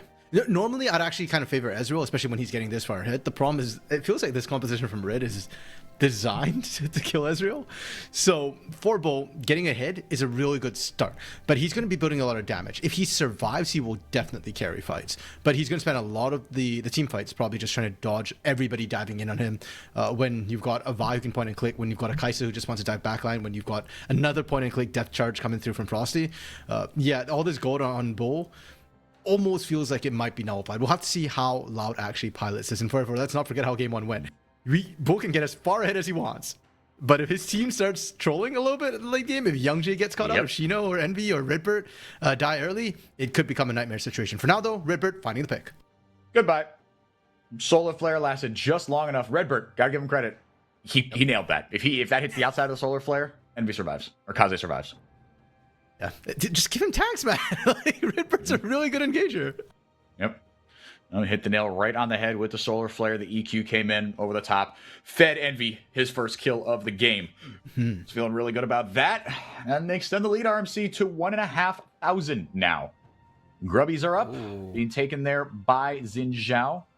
Youngjae going to grab himself a couple of those. Now it's a 3v2. Kerr's coming in at the right time. Puts down the ultimate. Bull does a lot of damage, but not enough. Shut down for Rebello. Not where you want to see that one go. Redbird, for some reason, is sticking around. Why he's not just hightailing it out of there, I have no idea, but he will go down as well. Because Leona goes only in one direction for her. She goes in. She does not come back out. Dominance pop from FNB to just hold on the top side, making sure Youngjae can't find another sort of cross-map answer to the fantastic kills that Red have managed to find on the bot side. And for we got to see a taste of what Bull has in store for this game. Like we said, he's got the lead, he's got gold, but when there's that many answers to you, it's really hard to play the game. What's that saying? You can't make a steak without breaking some cows or something like that? Yeah, that's how that is. Yeah. Bulls. Consider the cows broken. Yeah, it's messy, man. Like you've got Vi Talia and Kai'Sa Nautilus over the top of that. All the while, even if you go backwards, guess what? If FNB positions correctly, you're going right into the jaws of the crocodile. It's just like you said, this composition, you hit the nail right on the head. It feels like it was designed to kill an Ezreal, to go in on him and to make his life absolutely miserable. Dragon was taken there by Loud as well, so the gold just about equalized. Or the first one was taken by Loud. They're going to start up this second one. The grubs were taken by Youngjae as well, so Loud doing their part on the objective side of things. We're going to get another replay here. Yeah, Redbird just camping out. And I think they probably, I think they probably win this 2v2. Oh, yikes. Yeah, the True Shot Barrage went absolutely nowhere. And then once Curse arrived, it was curtains. And the thing is, for Loud's bot lane, like that 2v2 start favorably for them because they get the pick onto Frosty, because we see Rebello and Frosty kind of separated. But the issue is the jungle difference. And I'm not going to blame Youngjae for that, because Youngjae as a jungler was making the call, hey guys, I'm doing grubs. Like, just play chill. But Bo and Redbird thought they saw the angle. Redbird's been playing so incredibly well so far this game, and so they kind of waste the grub advantage. And the biggest problem for me is the fact that grubs aren't even that strong in the current meta. So if you're trading that for kills, I don't even think it's worth it. Thankfully, they not only get grubs, they also get the dragon. I do think Red has been sleeping a little bit on these early objectives. I'm not as worried. The scaling is fine for them, so it's not the end of the world. But giving over first 2 Drakes means that I need to see them contest with third Drake. I do not feel comfortable with them giving that away and letting Loud continue to snowball. Yes, compositionally they have answers, but Soul nullifies a lot of things, and we've got ourselves a Mountain Soul as well. That will help survive some of the burst if they can get it stacking for Loud. Yeah, that's definitely a Dragon Soul you do not want to let get out of control. And like you said, RMC, you can't fault Youngjae there, right? He was up on Grub, say, hey, no funny business. Just play it safe. And again, I don't hate the decision from Redbird in a vacuum, but you don't know where Curse is. You can't be making those sorts of decisions, especially when you don't have jungle cover. Youngjae should be fine here. Slowed down a little bit. Actually, they're going for the kill. They're going for everything. There's the Crescent Guard and the Seismic Shove. It's just too easy. Vitalia, what are we doing? Why are we fighting this? I mean, to be fair, Kaze missed like almost all his Qs. So I think Youngjae thought, okay, we're fine. It doesn't matter. He's close enough. They're close enough to pop the old Seismic Shove combo. Like, you had flash. Come on, man. We didn't think he was in trouble either at first. We're like, oh, he's fine. Fair enough, but that's why I'm here and he's playing. I don't know anything. RMC. Yeah, that was true. Unfortunate for Youngjae. And thankfully I don't think it changes too much. Like the 1 kill going over, it's still gold, and that matters in this early game. Red actually now have a bit of a lead coming off of that play. But thankfully there was no objectives for Youngjae and Loud as a whole to really lose out on. So definitely not the end of the world. We are seeing the rotations come through as well. The AD carries have now moved into the mid lane. So if we're gonna see any more of that action happening, whether we start seeing, Kaze find more of these picks or Envy being able to punish. Expect to see it, if anything, more frequently because the side lanes are longer, which allows junglers to get in a little bit more easily and actually chase down. Yep. No towers dropped as of yet, so they could get even longer, as it were. Redbird pops the EQ, but to no avail here. Everyone has completed their role quests aside from Mr. Rebello. Redbird going to get caught yet again and just not able to squeeze through that gap. Couple of ults blown, the solar flare blown as well on the other side. Fair enough. You don't know what Red's designs are after the play is over. But you get out of that with just a flash heal, solar flare blown. I think that's, all things considered, that's all right. Envy not going to be able to break this tower down. No, but Envy able to at least get some good chip damage. And for Loud, I feel like they might end up defaulting a little bit to what worked for them in game 1, which was just strong side lanes. Right now, Kaze is answering Envy very, very well. If he can continue doing that, they'll be fine. But if Envy starts being able to beat Kaze, that's when things get really dicey. We've seen Renekton Aurora matchups as well. It generally doesn't go too well for Renekton. He gets one shot and all in with the Dominus. The moment his Dominus is down, he just gets bullied out by the Aurora at that point. So we'll continue keeping an eye on this and seeing if Envy can get himself enough gold. If he can get to the point where he's a big enough threat. And for Shino FNB as well. We actually haven't even talked about this lane 4-4. It's just been happening by itself. It really has been, yes. Like the top lane stereotype really holding true here is they are playing a different video game right now. Yeah, they're just playing 2x KO, Yeah, exactly. Shino's been getting plates though. We should note that he is ever so slightly up ahead in gold because he's getting plates. Topside turrets as well. You can see that Loud's topside turret was virtually untouched. So Shino still enjoying this for now. I'm curious if we start seeing Curse and Kaze actually start to roam down here. Curse and Frosty. Yeah, Shino, he gets hit by the seismic shove, cease and desist. Her assumes the Vault Breaker goes in, but Curse not going to pop. The cease and desist. Wait, so they put FNB up against Envy top then to make this happen? Yes, so. Yeah, a little rough into a ranged matchup there, and a very mobile ranged matchup in Envy as well. He's got the Proto Belt and into a competition with no true tank. I like that. Just be able to reposition yourself. Again, there's a lot of lockdown. Shino going to miss the ultimate. Does blow Kaze's flash, so I think that's a trade you will absolutely take. Mm-hmm. Okay, I see why they did that for. They needed a TP on top lane because they want to go for Dragon. And Kaze doesn't have the TP. They want the Weaver's Ball on point. Envy's already up there. Envy has TP, so he's okay to stay up there. And it looks like Red have actually managed to successfully push Loud out for now. I'm a little bit concerned because there is a flank angle for Shino. He just needs to build up that range bar. Frosty with the engage onto Redbird. Frosty finds Reds with the Solar Flare, gets into the backline, so does the True Shot Barrage. Here comes the TP. Frosty knows that that's coming. He gets lit up. Shino just going to rip right through him, but if Frosty can provide enough of CC, maybe he can get out. Flashes forward. Proto Belt between worlds popped as well. Red scattered to the winds. Enough damage comes in on Akaze. Rebello can't do anything. Curse and FNB turn tail and run. Loud. It was a messy one, like they are known to do, but they get away with the fight win and a dragon. They're up 3-0 RMC. Soul points here in 5 minutes. And Envy really flexing his substitute muscles right now, saying, yeah, Mago was the problem, guys. Like, yeah, we lost game 1, but it's not because of me. I stepped in and I'm doing work. I'm finding the pops as well. And for it, I want to watch the replay because I'm still trying to track where Rebello was in all that chaos. Yeah. Like, it felt like a 4v5. When his recall came in, it's like, oh, he's over there? Yeah. I'm wondering how he got isolated. Were they looking for flank angles? Because Red was mostly together when that happened. And now Loud, I said that I needed to see Red contest for the third dragon. Well, they kind of didn't. The idea was there, but they were kind of late to the show. Show was over, tickets wasted. And instead, Loud are able to pick themselves up the soul point, and we talked about how dangerous that could be. So look at where Rebello starts with the team on this top side. And this initial pick looks good, but the TP comes in and everybody sort of scatters. Rebello books it in the same angle as Curse, but then I think they realized very quickly that they were not going to win the 3v2 on that side, and Rebello just completely abandoned ship, got out. Honestly, probably right call, especially when we saw what Envy was able to do in those fights. And for now, to me, that just highlights how well Kaze has been playing, that we didn't even realize how strong Envy was, because the only time you killed Kaze once, that was a gank, good for you. Other than that, it always looked like Kaze was kind of winning out the 1v1. Yeah, Rebello in that fight made what we in the industry called a business decision. He knew that him being there was just going to make things worse. So he got the heck out of Dodge. And that's probably fair enough. But now Loud with a decent lead here and up 3 dragons to 0. I really don't think that can be overstated. As Curse looking to go back in with the Vault Breaker. Kaze pops the Weaver's Wall. Envy separated from everybody, but now the wall's down. Envy can get right back in. Herald picked up by YoungJ. Shino throws something at FNB. Envy can do damage over the wall. Curse not able to get in. A red bird almost connects with that Zenith Blade. Curse chomping at the bit. You can see he's looking for a way in, but instead uses it as a way out. The Herald immediately popped there. I'm like, wait, it's being kited all the way over there? That's a big aggro range. That's not how that works. True Shot Barrage out as well. So Loud definitely in the ascendancy here. Bull decides to pilot the Herald? Question mark?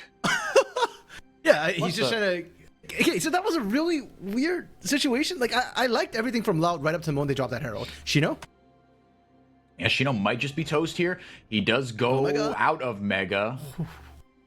Man. That's fine. Yeah, FNB was a little too low. What? Oh, hang on a second here. Loud going for the dive. Rebello not able to take someone down with him. It's a double kill for Bull. RMC, 5 kills for the Ezreal now as Loud starting to rip it open a little bit.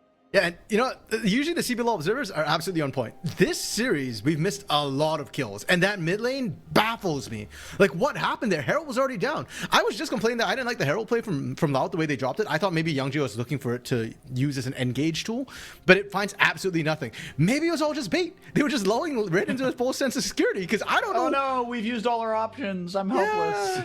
Yeah. we kind of messed up. Oops. And then next thing we know, like, they just dive in and we're below Frosty. Yeah. Like, I do not know what happened. Rebello almost turns the tides. If you give Red a bit more time, I think they're going to become a problem. But I love that Loud isn't giving them the time. They're actually being aggressive pre-20, like at 20 minutes, and they're taking the lead, taking the reins of the game. We've seen this a little bit, though, in Game 144. So before we get too excited, until the Nexus falls, there's always a chance for a comeback from Red. Look, in Brazil in general, but with these two teams and these two specific iterations of these two teams, you can never say it's over till it's over. Even though maybe we'd like the gameplay to be a little bit cleaner. Look, this is an entertainment product at the end of the day. That's what we've all got to remember. And I'm being entertained. I don't know about you. Loud with a 3,000 gold lead in RMC, the most, definitely the most important moment in the game so far is coming up in 1:20. Who's going to set up better for that dragon to be able to ward it off? And I think maybe a separate question, how much do Loud even put into the bottom side there? Because they could flip, or they could trade the objectives. Could they? Is it too early to trade the Baron? So it is risky to do Baron at this early point in the game when it's just spawned, especially with the buffs they made to it this year. The health actually makes it kind of tough, and the shred is really dangerous. But with the way Loud has been positioning with the vision control and the fact they just took down the last remaining outer turret, there is a pretty good chance for them to be able to sneak the Baron if they set up correctly. Once they clear out the vision in the Baron pit itself, Red have to walk towards that Baron. Like, they don't really have a choice, and Loud can just look for a pick if they want, get any sort of pick. They don't have to do Baron. They can then rotate to Dragon. So I'd love to see Loud play around, I think, a little bit more on that top side. Instead, though, they've gone for the Dragon. It's the easier, faster, quicker take. It's coming up in 30 seconds. They're there first, getting vision. But to me, this is a chance for Red as well, because the vision control has not been properly set up from Loud. There is a chance to find a pick.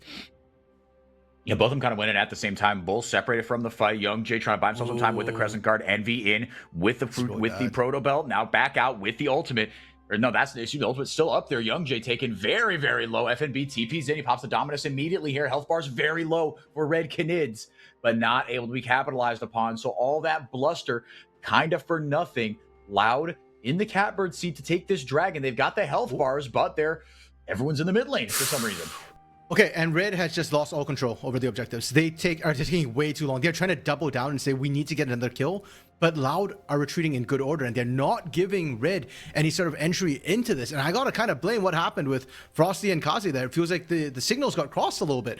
The call from Kaze was on Bull. Frosty was looking for the other side. This is desperation from Red. This does not happen. No, they're trying to bait something, surely. I mean, Young Jay, he'll just solo down this mountain dragon. So Soul giving up, not with a bang, but definitely with a whimper by Red Canids. Just, really sloppy RMC. Yeah, big question marks. I hope we get a replay on how that fight kind of breaks down, because a lot of signals getting crossed from Red. The way they end up playing that as well, they just needed to base, but they opted to kind of just go for more. It's the sunk cost fallacy. We already screwed up. We've invested too much into this. We need to invest more. That doesn't work. Now you have 4,000 gold behind against a mountain sold up Loud team when you're already struggling to burst down Bull, who arguably, I suspect he has the most gold. I hope they show the gold stat soon, but I suspect Bull is probably the primary carry, and they can't get him. They're getting some burst onto him, but not enough to actually kill. Now Shojins comes through on top of the mountain Drake, shielding that he's going to be able to get. Red, in 5 minutes, that's the critical fight. They can lose the Baron. That's not the end of the world. But if they lose the Elder, that will be the end of the game. And with Red being in the hole that they're in, I'm not sold that they can get the burst down, that they can actually find the kills to be able to win an Elder fight. And if they lose that Elder fight, if they lose bodies on top of the Elder, that is instant game loss. Objective bounties are up. Red down 4,000 gold. This is looking really, really difficult. I mean, look, Red have a decent amount of burst and a decent way to lock targets down, but with that Mountain Soul, that feels like it is a bit of a soft counter. Is it enough of a counter to what Red Canids are going to try to do? We haven't seen a straight up 5v5 just yet. Weaver's Wall goes out. Shino presses R. He's still got Flash, and he will use it right there. Yeah, again, it just feels like Red is playing catch up right now. They are desperately trying to find anything. And for Shino, you burn Flash, but you did waste a lot of time as well, and that's allowing Red to get set up around this Baron area. And for Shino, he's just kind of right back into it.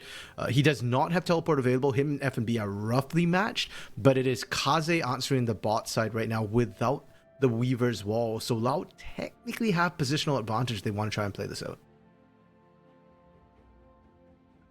See if they can. Baron's still up. Vision's still kind of being traded there. I think that will be where the next battle lines are drawn, but not going to be for a little bit here. I think both teams know that this game could get blown open. Yeah, kind of whoever wins this fight is absolutely in the driver's seat.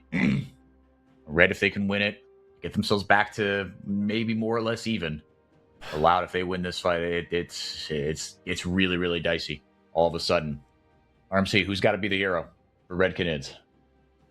I'm still looking at Rebello to be able to pop in. We've seen Rebello be the primary damage dealer for his team. He's actually able to shoot through even Youngjae, who's one of the tankier members on Loud, but he needs time to be able to do it. Curse is again trying to punish Shino. Can he find it this time? Maybe? There's the lockdown. There we go. Beautiful combo. Rebello comes in and helps rip right through. That's a shutdown going over to Kaze. Will help him out, certainly. Shino down. Now a lot of pings on the top side of that map. Yeah. Do they want to go for it? I think not, but certainly going to try to blind Red out. Loud making sure they've shored up their defenses. Okay, yeah, Loud, I think, we're just trying to see if they could pressure on that top side. Red, I think, make the right call, not rushing towards Baron. The death timers aren't long enough, especially with teleport on Shino, that you can feel comfortable doing that. I think they're just going to grab the quick gold, drop the gold lead from about 4,000 plus to just about just under 3,000 as well with that take. And we're talking about Rebello needing to step up, be the hero for his team. He doesn't get the kill credit, unfortunately, for that particular pick, but you can see why I'm kind of highlighting him. The damage when he finally arrives, with Curse and Kaze actually setting up that pick, absolutely just melts right through Shino and buys them the ability to push that lane back out, let them set up on this top side without worrying about losing an inner turret. They already lost the mid inner turret because they're trying to tend to these side lanes, so buying themselves time to manage side lanes is kind of step one in Red trying to stabilize this game. Yeah, if these get out of control again, I like the 1v1 that Loud have. F&B just going to get weaker and weaker, right? He knows that his role as the game goes on is going to be one of surprise, one of good positioning, one of just get onto somebody, right? Maybe Bull, maybe he can get out, right? Bull doesn't have cleanse. So if Renekton gets onto him and is able to extend empower W him down, right? This is not a, not a guaranteed survival, even for an Ezreal. So could get ugly. But in the individual 1v1s, I like what Envy and Shino can bring to the table here. Shino can grab himself some MRs. That can be a Wits End on the Gnar. Love to see that. Yeah, typical of what we see from a winning Gnar when they're going to be playing side lane a lot. And speaking of side lanes, I think that's one of the big problems with FNB. You're talking about the fact that with the Renekton, your role is kind of be that surprise monster out of nowhere, looking for those flank angles, threatening the back line. Well, we haven't seen FNB being able to do that whatsoever, and I think a lot of that's coming down to Shino. The fact that Shino has so much side lane pressure. Well, Shino and Envy, because again, we talked about how Loud defaults to side lane pressure, and it's working for them. FNB can't win against either of them in the 1v1. He's getting shoved in. So that means that either Envy or Shino, with their teleports, they get to the fight first. And FNB isn't there half the time, or he's not in the right position to have the impact. And if he's frontlining, if he has to go in through the front door, well, at that point, he's a tank and not a threat. Both Envy and Bull can happily kite him out in those sort of situations. Yep. Absolutely. Yeah, you can't... Ooh, Redbird has to flash over the wall, but the Weaver's Wall is down. FNB taking low. Young Jay kind of making fun of him a little bit. Question mark? 3 levels down, takes a third of his HP. Sure. Ooh, catch these hands, old man. Misses. Well, True Shot Barrage kind of misses. FNB, oh man, FNB's getting poked before this starts. The fight kicks off. Ooh, gets into the back line. Where's the follow-up? It's nowhere to be seen. Envy gets into the back line. Now Young Jay going forward here, just getting cursed out of this fight completely. FNB trying to take up space and time, but Rebello cannot get in. Young Jay going to pick up the kill, and now Loud, so they smell blood in the water. They want more. Goodbye. Oh my goodness, Frosty got deleted so fast. Loud are running through this game right now. They're going to get the Elder Dragon, and they are poised to take game 2 here, RMC. Ripper with the Braum laugh, knowing that they're in a fantastic position to be able to close this one out. Rebello and Kazi can't even look for it. They're looking for the counter. Redbird in time. Yeah, flash forward, and he will go down. Rebello able to flash forward, get the kill onto Shino, but he will go down. So that is now only 2 people that are going to be having the Elder buff. So you mitigated it. Congratulations. But the ace still goes over to Loud. The gold still goes over to Loud. And now the Baron will go over to Loud. Okay, so that will be a Baron Elder push that Loud will be able to mount shortly in, let's call it 40 seconds when Shino actually respawns. I assume they're just going to base after this, spend that money and buy 6,000 gold. All the objectives went Loud's way. And for Red, hey, props to Kazi and Rebello in a pseudo 2v5 situation, realistically 2v3, actually still being able to answer back and find 2 kills. But it feels like it's too little too late. And I needed to see Red contest earlier. They're falling off. Sure, the scaling is not terrible for them. It's just that they're out of time and there's no more space to scale. We get the replay, and I'm just baffled by Curse here.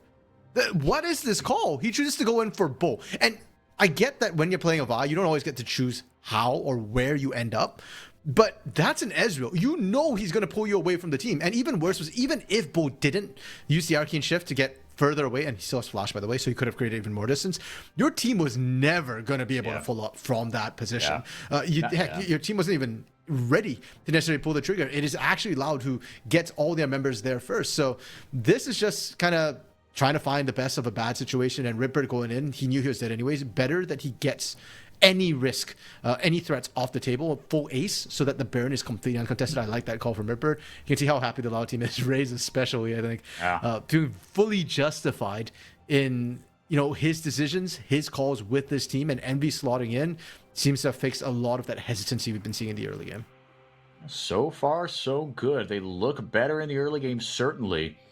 I misspoke earlier. It's actually 3 members wearing not the purple, but the Elder Dragon. I think 3 members wearing the purple as well. Those same 3 being Young Jay, Bull, and Envy, and they are just ripping through Red Canid's base here. If they can survive this base defense, maybe they've got a shot back into this one.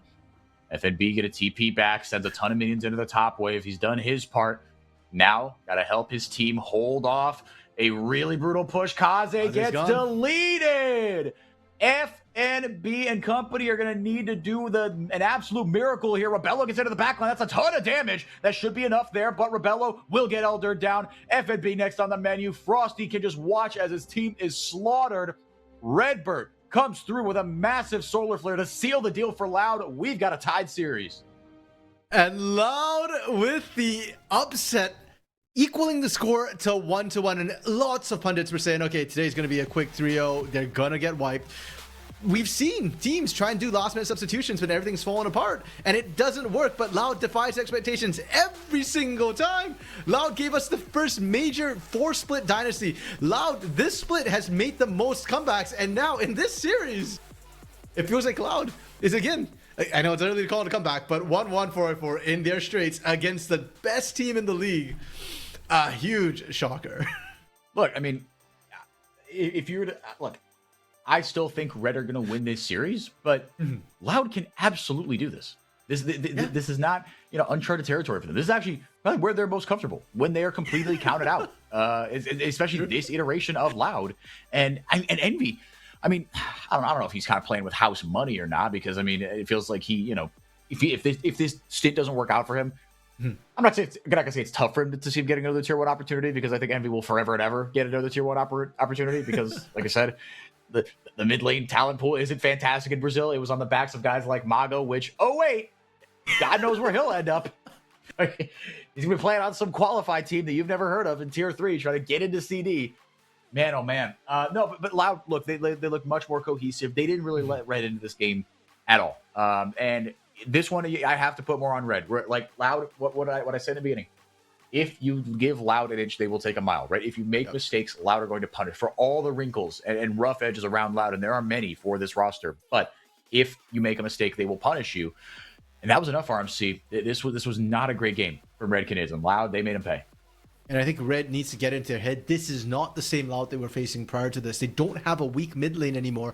And I think having a strong mid lane has actually opened up YoungJ in spades. Like, YoungJ's early game is much better. The ganks are actually connecting and working. And Loud was just proactive. They took reins of the game. You can't sit back and say that, okay, the early game won't be that good. We can still match and look for scaling. Red need to be more aggressive with it, and Curse was aggressive. It was more down to the lanes. We didn't see the dominance from FNB. We didn't see the dominance from Kaze. Now, the good thing for Red is that we know they have it, right? We've seen Kaze on Talia is not to me the most exciting form of Red to watch. I want him back on picks like the Aurora got banned away, but the Silas that you were calling for, the Akali, the LeBlanc that he can still whip out. Those are the sort of champions I think where Red will really pop off. And going to game 3, Red will have first pick selection. I'm actually curious if they want to go for a counter pick for FNB or Kaze, because that's what Loud opted for, and it worked out really well for them.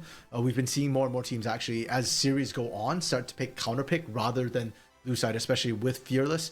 You're not as worried about the first pick anymore. You're really wanting to just find very specific answers to get yourself a winning lane. So we'll have to see what they end up going for in game 3, but the fact that we're guaranteed at least a game 4 is really exciting already. Yeah.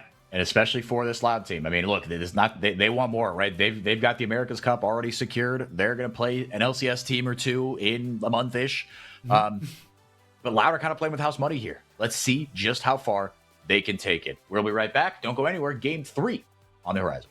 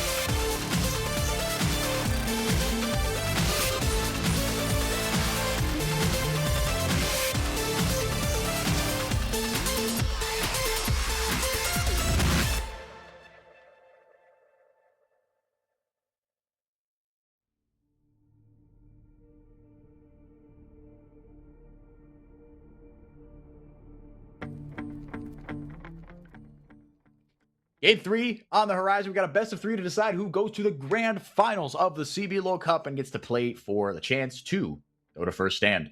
Both these teams locked into the America's Cup. RMC, no matter who we send, it's going to be a good time. I think I look for the Copa Americas timeline.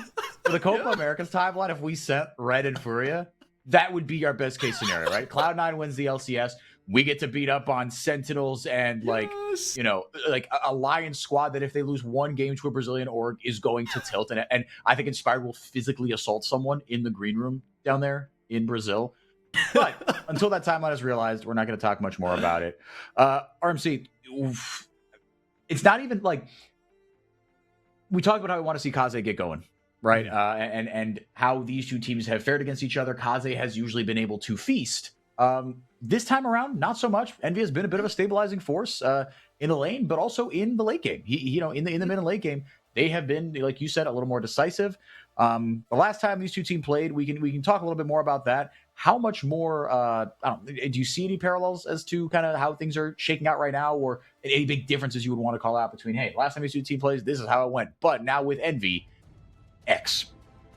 Yeah, I think just the early game and how it played out, right? Like we had that hit-to-hit graphic and showed how big a hole Loud was in. And we're not seeing those big gold gaps happen between these two teams. It's like 1,000, 2,000, tops 3,000 throughout most of the game until the game ends. So things are very, very close between both of them right now. We are, of course, into game 3 right now, and it looks like Red has opted for first pick, and Red has opted for Red side. For how this is going to break down. So the bans are still pretty much the same. We're not seeing anything too different throughout this Fearless draft. And I do feel like we're starting to run out of very high prio meta picks to come through, and counter pick starts becoming more important. So for Red, if you're opting for first pick here, what are we looking for? Okay. Went for Pantheon, which feels like Kiana Light, or I guess not Kiana Light, but more like aggressive setup instead of just straight kill potential.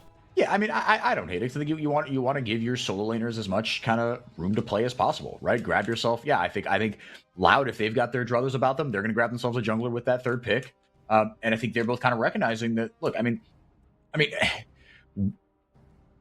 yeah, it does make me nervous to see Redbird on Enchanter, but I am happy that Red didn't grab themselves a solo laner immediately, right? They've got first pick, great. Grab yourself a Pantheon. He is kind of your last meta jungler left, assuming Ambessa and Jason Malphite just keep getting chain banned. Now, here's a twist that I did not see coming. Frosty on the Seraphine, Ashe for Rebello. I guess they're tired of getting the shit kicked out of them. There's my one, sorry, in the bottom lane.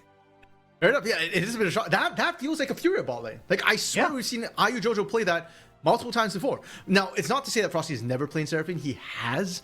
It's just that he very rarely plays Seraphine, and he's much better at these engaged style champions. Heck, even last game, I still think his Nautilus was doing phenomenally well. It wasn't him that was the issue. It does also mean that you've got a very squishy composition, and you've got two solo lanes to come through. So I suspect this might be the sort of FNB tank game to come through. Sion's already been picked. Maybe we see something like an Ornn. We were just talking about Ornn. Yeah, that FNB does actually play tanks. He's not great on anything besides Sion, apparently, statistically, but I think it would fit the composition, especially when we see the Mundo come through from Loud. And the Mundo from Loud is an interesting one. I like to see Mundo when there's a lot of burst damage coming from the other side. With the Ashe, though, Ashe is actually pretty good as a tank buster. She just needs a couple of items under her belt, and the slow kind of ignores a lot of what Mundo wants to do and spaces very, very well. Yeah, we learned on the podcast this week that FNB has played 2 Ornn games ever. Which I think once a month for the rest of my life, I'm going to wake up in a cold sweat thinking about that. Because that could be 3 after today. Believable. Yeah, let's see, dude. Ornn is still, like as far as your tanks that you're going to play, it's probably going to be the Ornn if he plays that tank. I mean, now, depending on how late they want to leave it for him, a Jax could be on the table. I wouldn't hate seeing that as well. Gwen has been taken off the boards. I'm not going to let anybody pilot that. LeBlanc taken away from Kaze, and the Akali as well. Now, this is what I wanted to see late into the draft. Grab yourself your bottom lane and your junglers, and now we get the chess match. I think they're trying to push him towards Sylas specifically. So probably a Yone counter pick would come out if he does opt for the Sylas. If he opts for anything else, Envy himself plays quite a bit of Sylas as well. So they're really starting to pinch the Kaze champion pool, and I like this. We called this out after last game for Kaze. on champions with agency. Let him be the big carry for the team and really enable him. And now because Red is trying to give him counterpick, it's kind of ran down pretty late. Cassante being picked up, usually we see skilling answers as skilling picks as an answer, pardon me, to Cassante. But Red banned both the Jax and the Gwen that we normally see as answers to Cassante. So that'll be the blind pick for Shino. What will FNB grab himself? And now Kaze will be the one that is going to be operating blind. We'll see what they pick for Envy. So now, I mean, look, we talked about it with for Loud. Envy, now you've got some, now you've got something really on your shoulders to be able to get yourself a counter pick. Rek'Sai for FNB. This champion makes me really nervous, RMC. I'm curious how it makes you nervous, because I thought it fits the what we wanted him to pick, something tanky that can be a tank, and it's got maybe I'm still stuck on just like jungle Rek'Sai, and like if this champion doesn't get going until at the 15-minute mark, then you just kind of become a traffic cone. It can snowball, but yeah, I think tank Rek'Sai, okay, maybe it's fine. It's FNB. It's not Broken Blade piloting this Rek'Sai. It'll be fine. Okay, so after all is said and done, we're talking about Kaze, wanting him to have something that can have high impact. He's gone for the Ari, which feels very bleh to me. It's fine, it's good. I don't like it as last pick. I like it as an early pick where you don't really have counters. If Envy wants to, he could actually just pick the Silas into it. This composition. So the Silas was banned away by Red, which I didn't see initially either. And now we're getting Mel, post nerf Mel. Whoa. There are some fun abilities to block and reflect back. Okay. But this is interesting, RMC. Envy clearly has been playing I hope he's been playing a lot of solo queue in his time off. I hope he's been playing a lot of Mel specifically. Yeah.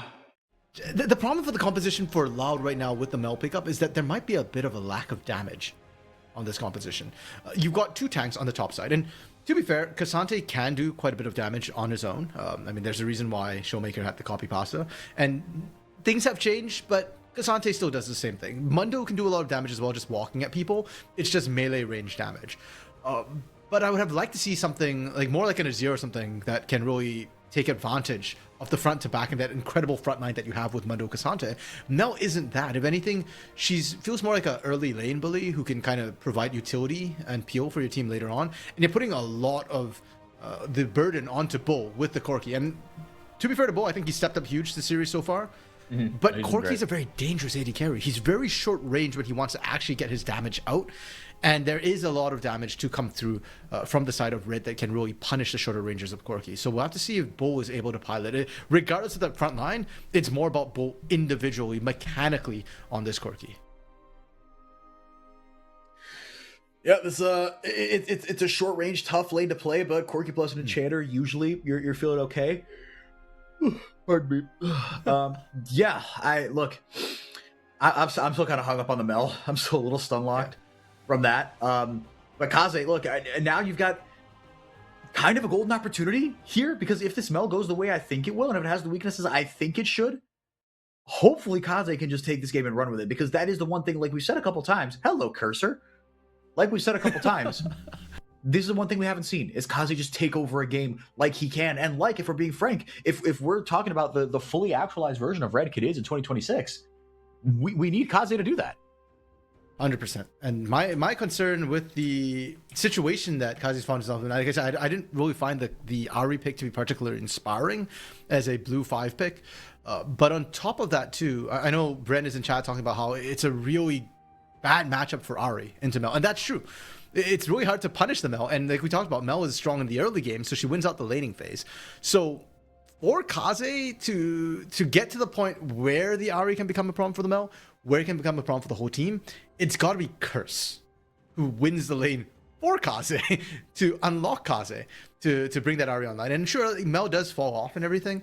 All my concerns that I mentioned earlier are still valid, but it's not going to be Kaze doing it. And if you and I, if we're talking about Kaze being the big carry for the team, him being the engine, the driving force, maybe that's the whole strategy. Maybe that's why they picked the Mel. Forget the late game. Just take Kaze off the board, and we trust that everybody else can win their individual matchups. And I don't even hate that strategy. I mean, we've if anyone was going to build Ari like an assassin, like she was as God intended, it would be Kaze. I'm now forgetting kind of the rest of the composition around Kaze. Can you help me out here? What else do Red have going? They have Rek'Sai in the top lane, Pantheon in the jungle, and then Ashe Seraphine. And then Ashe Seraphine. Yep. Okay, I mean, you've got decent damage, and you've got good lockdown as well, right? To set up the charms. So, and Kaze, all right, he's got electrocute, not ignite, but opting a little bit into the damage bucket here. Bull not going to get hit by the double E, and will survive as a result. Just a little bit of poke coming down. I don't think it's anything too meaningful. Nami Corki bot lane. Let's talk a little bit about that as well, because that came through as sort of the first 2 picks for Loud, and I actually really liked that bot lane. It's one of the strongest sort of all-in bot lanes, and it does also have that healing and trading. You're already seeing that at level 1. Normally, Nami not necessarily the strongest at the level 1 phase of things, especially since you don't have the bubble on CC, but the trading is already good, and Frosty losing out that early is going to be an issue.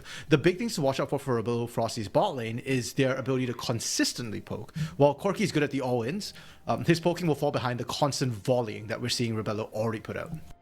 Man, oh man, yeah, Frosty not in the best spot here. He's still got the heal, still got the flash. Redbird is down that heal. If whoever hits level 2, if they can get any sort of way into this one, I think you're going to see all gas, no breaks, but Rebello and Frosty abusing their range advantage to make sure that they're the ones that hit level 2 first. I love the idea that we're talking about double enchanter bot lanes, and we're like, this could be more explosive than double engaged champion bot lanes. Yeah. I mean, it seemed like it. I mean, it has bored itself out, but it is not very intuitive, to your point. Curse looming on the bottom side. Probably not going to go for anything. I think he and Young Jay will pass each other like ships in the night. But Curse going to do a little bit of counter jungling as we get the triple screen here. Young Jay going to walk down to the bottom lane. Yeah, they have no idea that they're there, but Young Jay will be on the bottom lane, and First Blood going over to Rebello, going to try to take Bull down with him. Will not be successful. Frosty just barely surviving. If he can get out of dodge with Young Jay, not going to be the case. 2 kills to Loud. Curse, does he have enough to take down Young Jay? Just barely, not enough. And great pathing from Young Jay on that. For most of this series, from what we've seen, Curse was the one getting a little bit inventive with the jungle pathing and willing to skip camps to get ganks off. But this time, Young Jay wrapping around from behind actually makes all the difference. Because Curse was actually looking to get an invade off with the pressure Rebello and Frosty are putting down, but remove Rebello and Frosty from the equation, and suddenly Curse is up a creek with a very, very small paddle.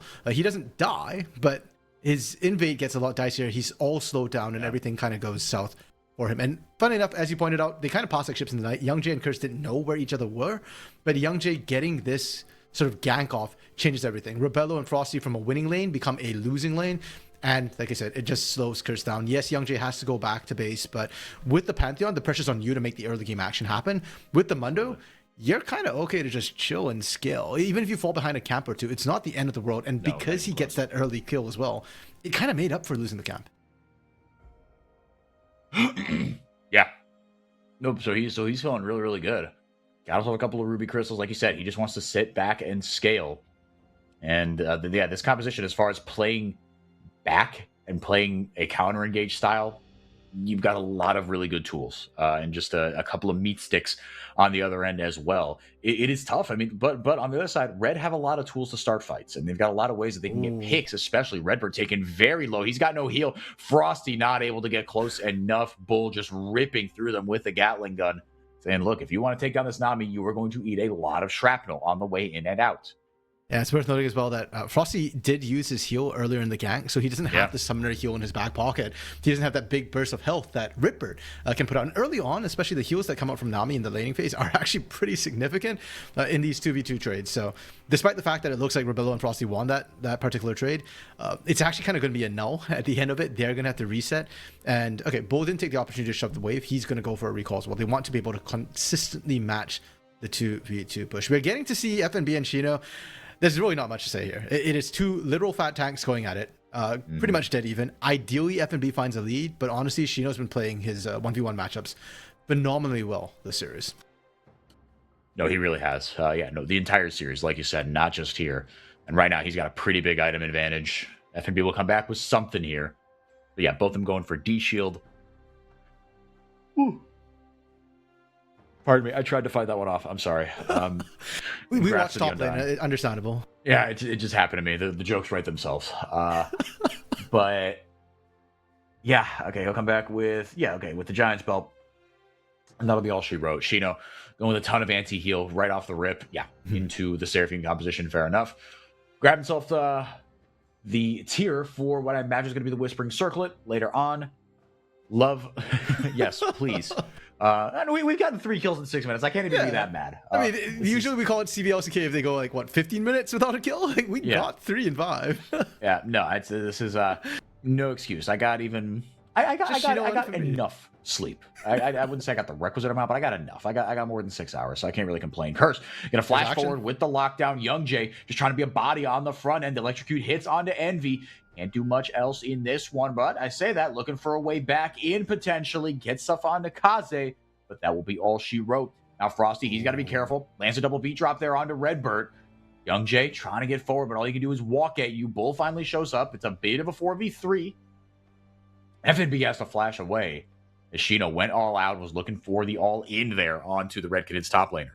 And this is huge for Loud because it is a mechanical outplay across the map.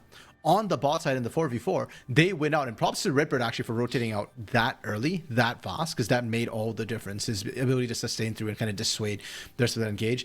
Top side, Shino winning that 1v1 as well is now going to be a significant lead. The junglers are still stuck on this bot side of the map. Right, they're still kind of contesting over this dragon. Curse very, very low. Young Jay, being Mundo, is sustaining up for now. But yeah, Curse has abandoned this completely. He's just gone for red instead. Loud will grab themselves the first dragon. No objective to trade back. Hey, if you've got yourself a free dragon at 7 minutes, you yoink that. Young Jay feeling really good about what he's up to here in the early game. And these tanks, RMC, they're getting rolling here early. Yeah, already you can see the lack of damage. And that's the thing with Ashe. Ashe is strong early game in the 2v2 because of her poke. Because of the fact that she's running often into sort of double squishies. So she can afford to do that. Or even if it's a tank, it's a support tank. They're not that strong early on. They have no good way to answer poke.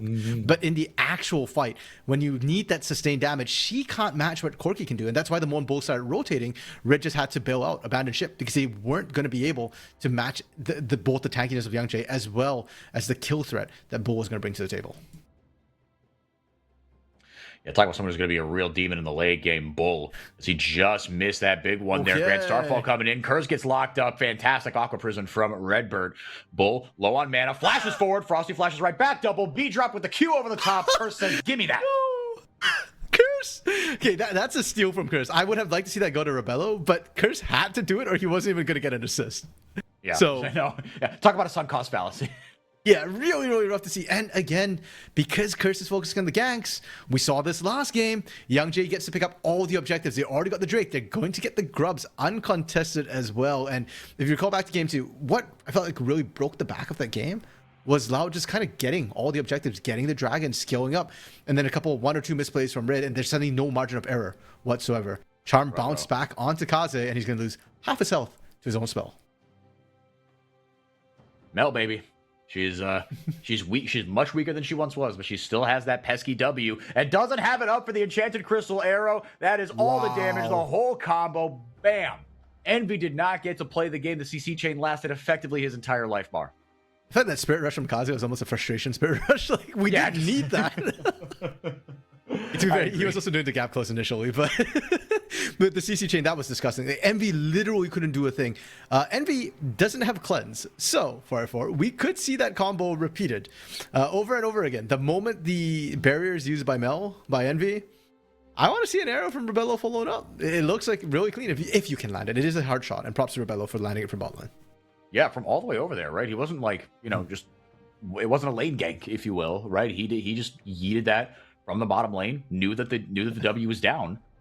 No rebuttal, no problem. Yeah, I think that's going to be the gameplay pattern here, right? In these team fights, just keep chucking stuff in. And to be fair, you have a number of spells that you can just kind of throw in that if they land could mean certain death. The double B drop from Frosty, even a volley, shoot, right? I mean, if that slow gets on you, okay, now we're going to get to see Envy's POV here.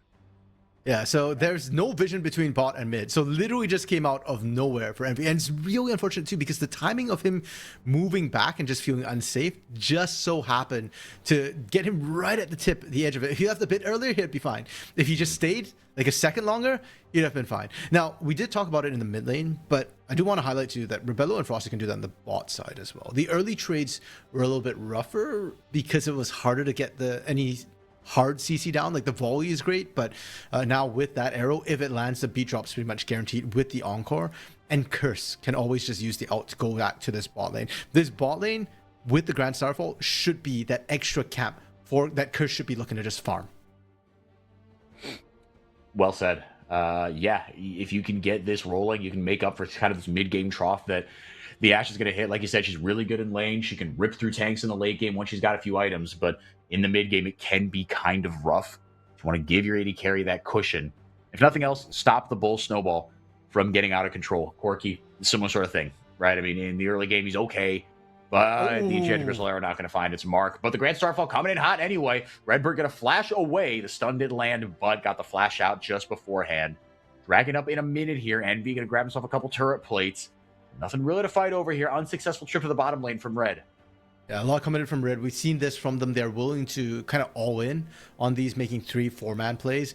It does come at the expense of Kaze a little bit, but I actually like this because Kaze and Envy, without outside pressure, is not going to net anything for Kaze. So you got to take the risk to make this happen. Red with the wraparound.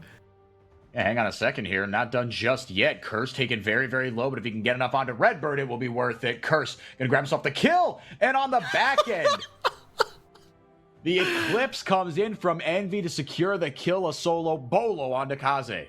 I feel so bad for the observers today for CBLOL. Like, how can you catch everything that's happening? Can't win. We're just talking about for mid lane, Kaze in that 1v1 situation. It's kind of rough. Now, I was talking about that in terms of Kaze not being able to find kills, but Envy finding the solo bolo? Man, he's just making this substitution situation look good. I think Envy might just stay on for next split the way he's performing, win or lose. I mean, I hope so. If we can get a little bit of continuity, for crying out loud, this Loud roster has a lot of potential.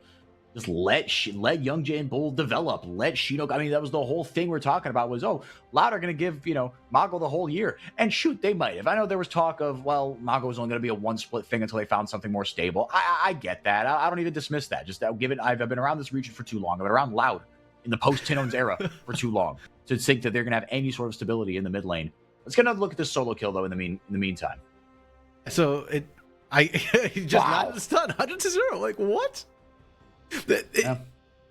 What you saw was what you got, and that's really worrying for Kaze, because if you ever mess up and Charm lands on yourself, you're, I guess, kind of dead at this point. Unfortunately for Ari, she will get a little bit tankier. We already see the Null Magic Mantle in inventory, but realistically, your resistance is not going to catch up with the damage that Envy is going to be able to get. Now, Mel skillings aren't amazing, so you're able to do this to the squishies. The idea, I guess, later on, or what often happens with Mel later on, is in team fight she won't be able to do quite the same thing. But at the rate Shino is going, especially if FNB ends up dying here, yeah, I think Loud aren't worried that Envy can't solo carry fights.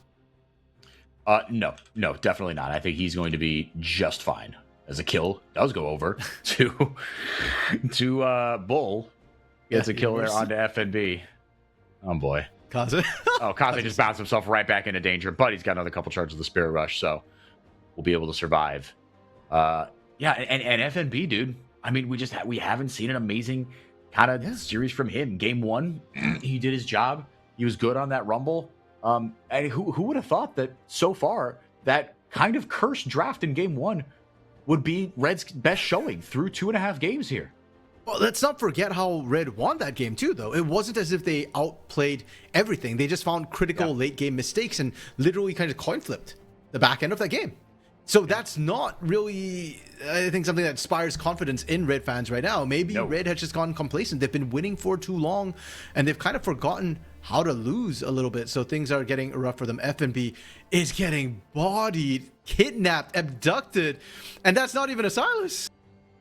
Yeah, he is getting absolutely pounded right now. FNB was just hovering, waiting for the cooldown on his tunnel to come back up so he could get the heck out of Dodge. Shino pop the All Out. Tomorrow we have Los Grandes versus Furia.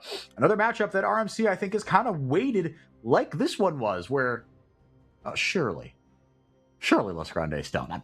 Come on. Sure. I don't know. I thought tomorrow's is a lot closer. I thought today's would be very clear cut, but evidently not. Loud is kind of pulling the upset. We will call it an upset because they were not expected to do well with the last minute roster changes to come through. And let's not forget Red, F&B put one of those teams down there as well to make it to this point. So if Loud can win against Red, I think they're going to feel very comfortable against any matchup, against any team. Oh, absolutely. Coming into the grand finals. Yeah, 100%. CC Chain, very nice onto Envy, able to flash away, will not get away.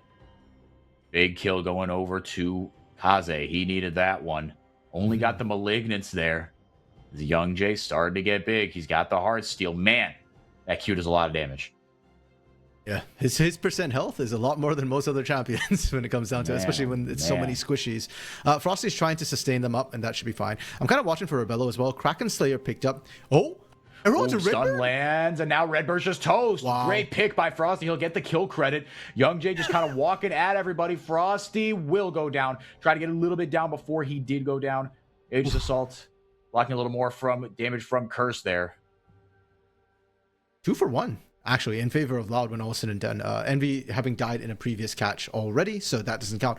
Yeah, Loud, we're already starting to see the tankiness of Young Jay, and that's why I said we have to keep an eye on Rebello. The Kraken Slayer is important because it allows him to actually start shredding a little bit, especially in the early game. The burst of true damage is significant, but Rebello ends up going down really early in this fight. He kind of got baited by his own arrow. First of all, the arrow landing on Redbird was pretty disgusting. Like, I thought Bull was going to get caught, and I thought Redbird was out angle-wise. Young Jay flashes in to try and create that space, but it still ends up killing Redbird. The problem is Rebello was just getting destroyed, dismantled by Bull on the back end while he was chasing that kill onto the support. So Redbird ends up actually baiting out Rebello into a tough position. The moment Rebello goes down, they don't have enough damage to finish off Young Jay.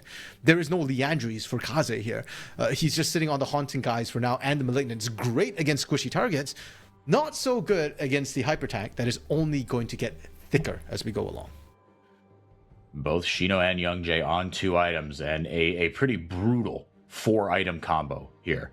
Frozen Fist, Thornmail, Heartsteel, Randuin's. You have checked a number of boxes with these 4 items. Again, if you can get around those 2, sure. Envy and Bull are going to be there for the taking. But even then, you've got Redbird with a Tidal Wave. Bull has a Valkyrie. Envy has a Rebuttal.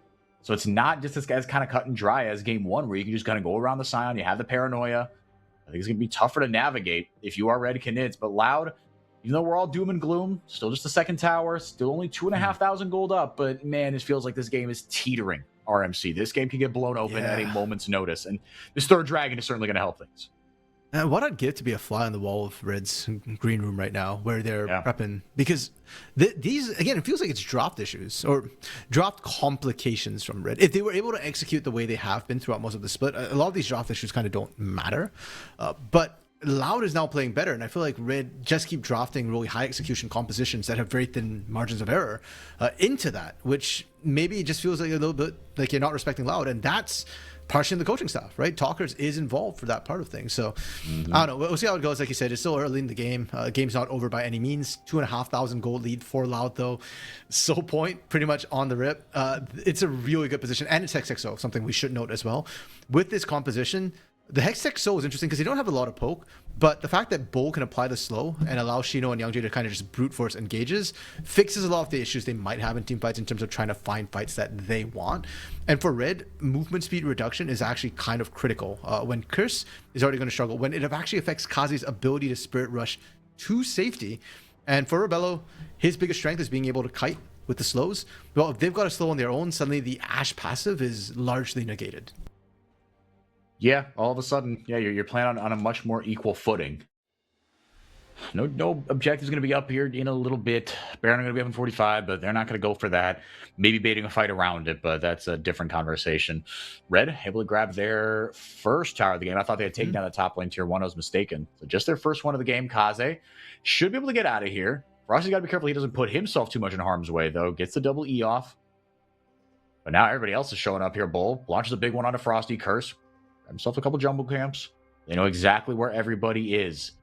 And without Rebello there, he's got the Fiend Hunter bolts.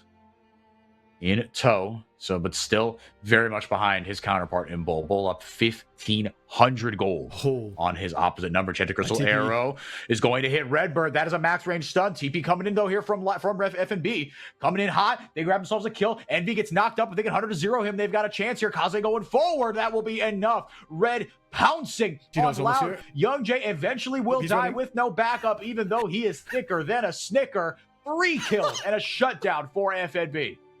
You're not you when you're hungry, and Red just gobbled up that stickers like you're calling for, and they are looking strong and confident again. That pick, phenomenal. And Loud, you could see they were not caught. They were caught off guard, pardon me. They were not in position to answer.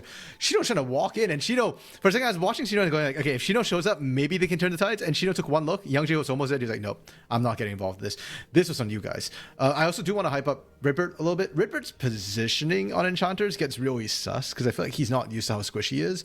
But his bubbles was money. The fact that he caught Curse right there for a second gave me hope that Loud was going to be able to turn this. But there's a team was able to get in there. Rebello is able to actually find it. They found the squishies, I think, was the most important thing. Envy, Redbird going down so quickly meant that Bull did not feel comfortable, and so he wasn't actually pumping out damage. That buys time for Rebello to get in, and when Rebello gets in, finally, they can start working on these Snicker bars. And so a hearty meal, I certainly feel better after a Snickers. I know it's not, strictly speaking, good for you, but it does satisfy. You love me a Snickers bar. Yeah. And this was kind of how, this is how they win. They go around, right? They didn't have to deal with those tanks. Like you were saying, they're able to get on Envy in a hurry. They just completely got rid of Redbird with the Enchanted Crystal Arrow. Great foresight there by Rebello to rip that and saying, look, I'm going to hit somebody. Surely, barring a miracle, I'm going to get somebody. Shino is going to get charmed up. The damage isn't immense there from Kaze. Shino going to go all out, try to take someone down with him. FNB able to close the gap, unstoppable, but not able to get on top of the on top of the tunnels. Excuse me. Nice charm from Kaze. Come on, surely that's enough. Don't let the Ari die. Cassante moment. Shino gets one back. That feels awful. A lot of resources invested for just a 1-for-1. And now Loud ripping through that top lane tier 2. Take a bow, Shino. Okay, you know what? Kaze needs to do the Showmaker copy pasta in Spanish because you feel for Kaze. He played that so well. That charm, too, was insane. Gorgeous. And it just didn't matter because Cassante thinks. Shino just turned around. Okay, cool.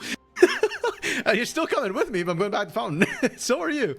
Now, inner turret's being traded. There was the push from Young J to be able to take that inner top lane turret. FNB going to capitalize and take the bot side inner turret to answer, keeping Red pretty much dead. Even that, there we go. He might have overstayed a little bit in order to secure that. Young J's in the area. The Hex Gates means that Loud can very quickly reinforce here. Yeah, he's got backup. Curse, Rebello, and Frosty in that eastern quadrant of the jungle. Now the whole rest of the cavalry has shown up for a Loud. Red with a 500 gold lead, their first real lead of the game, and I would even hesitate calling a 600 gold lead a real lead. Young J's immune to CC. There goes the tidal wave. Frosty has to flash backwards. Now Kaze looking for a way into this one. FNB has the flank angle. He's got Titanic, Hydra, and Shojin, but he's going to get ripped apart. Where's the backup for the boy? It wasn't coordinated enough. FNB left out to dry. Gets smited, and he will go down. Shino grabs himself a kill. Loud back on the board, back in front, and RMC looks like they're going to get Dragon Soul. Curse is big. He's got potentially a way into this one. The charm does land. Redbird taken very low. Mel not able to land anything on the opposite end. Curse looking for a way into this one. Maybe he's looking to flip it and prevent that Hextech Soul. Like you mentioned, RMC, that could be really deadly in this composition. And that's why they're committing so hard to this. They don't have eyes in that. That control ward's doing so much work. And I think Red has abandoned it 4x4. They do not feel comfortable. And they're going to give over Soul. But an amazing performance from Loud to be able to turn that. That came down to the wire. That was hands. That was mechanics. And unfortunately for FNB, I think he was underground and actually didn't realize how many people he was about to pop up into. Like, you see all the ripples. But when everybody's clustered like that, it can be hard to tell exactly how many bodies are in that situation. And when the tank for Red just gets shafted like that, yeah, you're not able to clean out. Bull, is he going to get punished here? Should be. He's still squishy. Yep, there you go. All right, Curse gets a little bit of healing from the Nami. There we go. If that was a 1-for-1... Don't think it would have been worth it, especially with the Baron up to lose your jungler like that. I think Loud would have tried to force the Baron. But they grabbed themselves a kill onto a relatively immobile AD carry. get a little bit back into this one. Red's still up 1,000 gold, but man, that soul feels like such a gut punch. Yep, and that 1,000 gold is fake. It's not significant at this point in the game. And sure, you get the pick onto Bull. You get yourself a bit more gold. You shut down the AD carry a little bit, and you get yourself positioning to get wards on Baron. But all of that's temporary. Loud can very easily, happily wait that out. The Hextech Soul is permanent, and I'm a little bit actually concerned now for FNB, who's been split pushing for a lot of this game. That's how he's been able to keep even with Shino. But with the Hextech Soul, it's a lot easier for him to get caught out. Shino now looking to play aggressive. Shino, he's a Cassante, but he is still human. Okay. And he will go down. Yeah, just a little too far forward. Red punishing a couple of, and I mean slight mistakes here from Loud. I mean, with like you said, that 1,000 gold lead really wasn't, a ton. If you get that Hextech Soul kind of ramping up, you can cover for a lot of your mistakes here. But Loud getting punished a little bit. Kaze looking for more. Young Jay does have that CC immunity for the first one, so going to have to pop that somehow. All right, he's found Kaze. Yeah, there's backup there. Rebello is there, so they could shred, but the arrow splits the uprights. That's actually a really narrow thread, by the way. That's crazy that didn't hit anybody. That is criminal. But Red just kind of buying FNB time here to go to work on that bot lane tier 3 and potentially an inhibitor. Who knows? And if they can get the inhibitor, that's going to be massive because they'll have so much pressure. Young Jay, that Mundo passive is doing so much work right now. No, truly.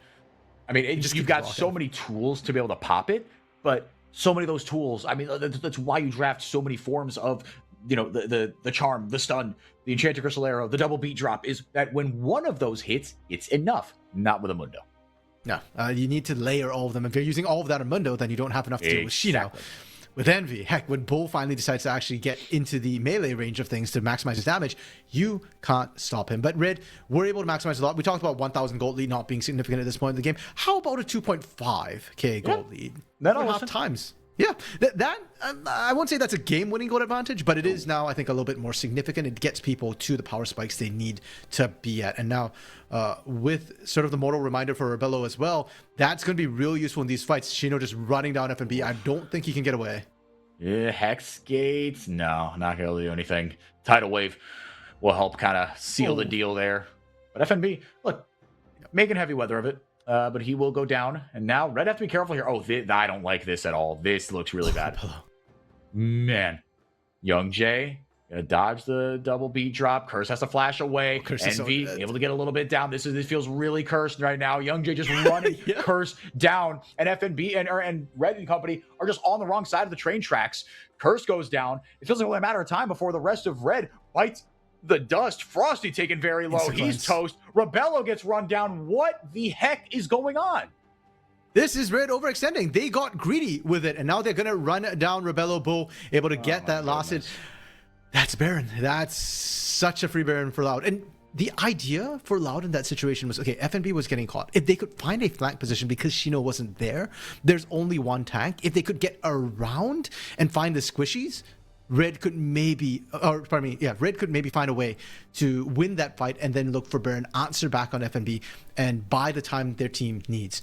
But unfortunately, they weren't able to do that. They didn't even have enough vision. Heck, the fact that Rebello walked face first into Young Jay, I think really showed that Red was just not properly positioned to kind of go for that. And because of that, Loud are going to be able to pick the Baron, swing the game back in their favor. Again, 1,000 gold doesn't mean anything, but the purple buff, XXO, those are very very quickly balloon that goal lead.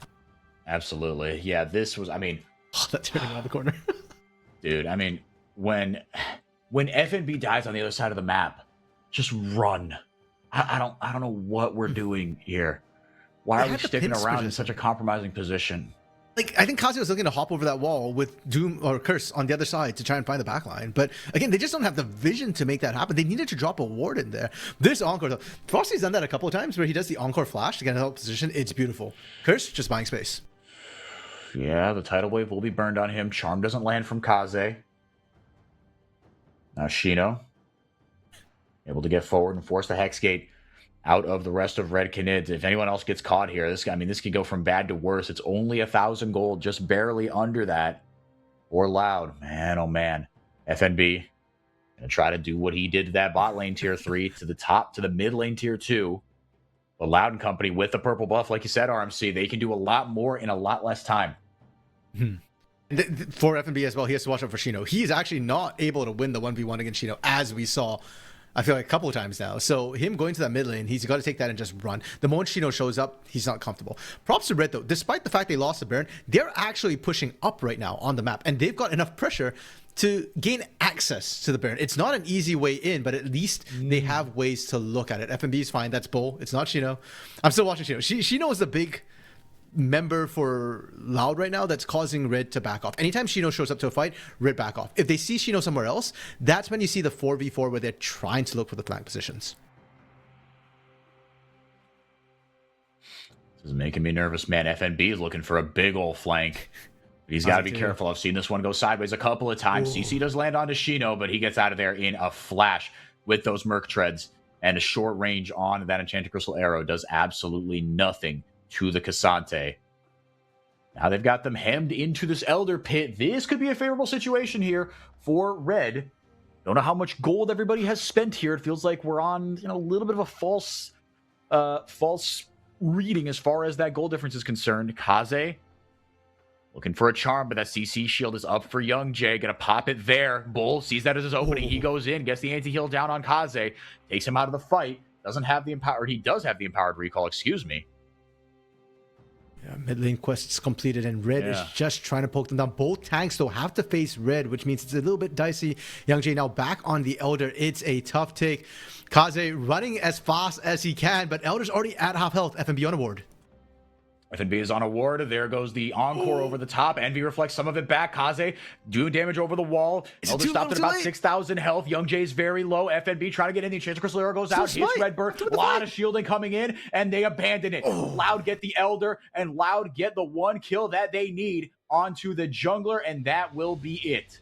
Red just can't find the angle. Curse had to frontline while FNB was looking for flank. And Curse is a jungler. The moment he was down, Red's only option is to win the fight. And that was so incredibly tough for them to do. They were all balled up. I want to highlight too, Shino and Young Jay didn't die. They frontlined the entire time. Young Jay was playing on 40% health the entire fight. And it doesn't matter because Mundo's just healing to back up. You couldn't kill them before. How are you going to kill them now? Yeah, it gets tougher and tougher and tougher. It's just so brutal.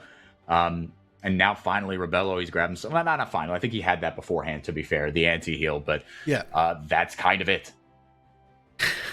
Yeah, at this point, like what, Blade of the Ruined King? Probably still not enough. But you kind of got to go for it. But I think he's going for the IE instead. And yeah, it's just super brutal to watch Red struggle in these situations. And again, I know I sound like a broken record when I'm harping on this, but one of the things that Red is known for last year, was the coaching staff. Talkers coming in worked miracles with this team.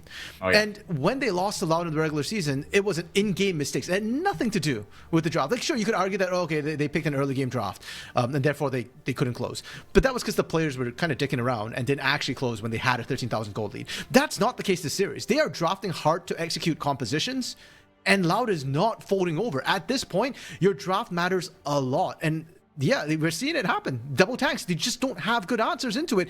Let's not forget, that Ari from Kaze was like last pick for their team. Like, that should have been something that could shred tanks instead. Yeah, get yourself a Victor, get yourself an Azir, something like that, right? You've seen every single member that is coming in for Loud. Instead, you grab yourself the Ari. And I think maybe just keeping on falling into this trap of, well, we don't have to deal with the tanks. We can just kind of go around them. Okay, that works in game one when you've got Rakan Nocturne. You can turn out the lights and clear the screen in no time flat. This composition is a little bit tougher. Siege finally relents. The Loud could be looking for a pick on the back end, right? You don't want to follow them into the dark. Don't want to pull a Loud, as it were. Yeah, I think they'll be fine there. TP coming in from Envy.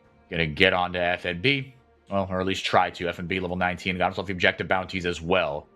He's on 3.5 items.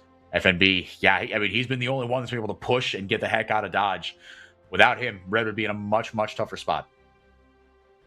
And it's sort of a double-edged blade. While FNB has been very effective with trying to answer back on side lanes, it does mean that FNB is not there a lot of these times. And unfortunately, while FNB is the tankiest member of the team, he's not really attacked, not the way Shino or Young Jay are. So that's why we keep seeing FNB look for these flank positions and leaving Curse to front line. And Curse can block all damage for a couple of seconds, but that's kind of it. Youngjae now walking in. If they make this catch, they can make something happen. Yeah, the CC shield goes down, and they just rip right through Rebello. Now that is pod racing. That was so fast. What cracked me up is I think Youngjae knew he was dead, so he started dancing, spamming dance taunt at the end there. And then the dance hit when Encore ran across. Now, that is 2 big teamfight ultimates down, but for Red, this numbers advantage is huge. Having only 1 tank to cut through is massive. Starting out Baron is, I think, overly optimistic. FNB looking for a flank. I do not believe he's been spotted on this teleport just yet. He's got to get in there in a hurry, man. He's got to get there so fast. He throws down the control ward, blinds himself. Kaze gonna buy himself time with the stopwatch. Curse has the GA. So does FNB. He tries to get in there. He's doing a 1v1 with Shino. Shino goes all out. Curse will survive and get right back up thanks to that GA. Kaze in. Gets the CC down, but the unstoppable there from Shino goes over the wall, just deletes Curse. And now Redbird looking for an Aqua Prison. Not going to find it. Envy going to find a double kill on the back end. FNB taking low. Rebello can't find his way into the fight. Kaze getting chased out. FNB has to flash away. He'll go down. Not before he takes down Envy, though.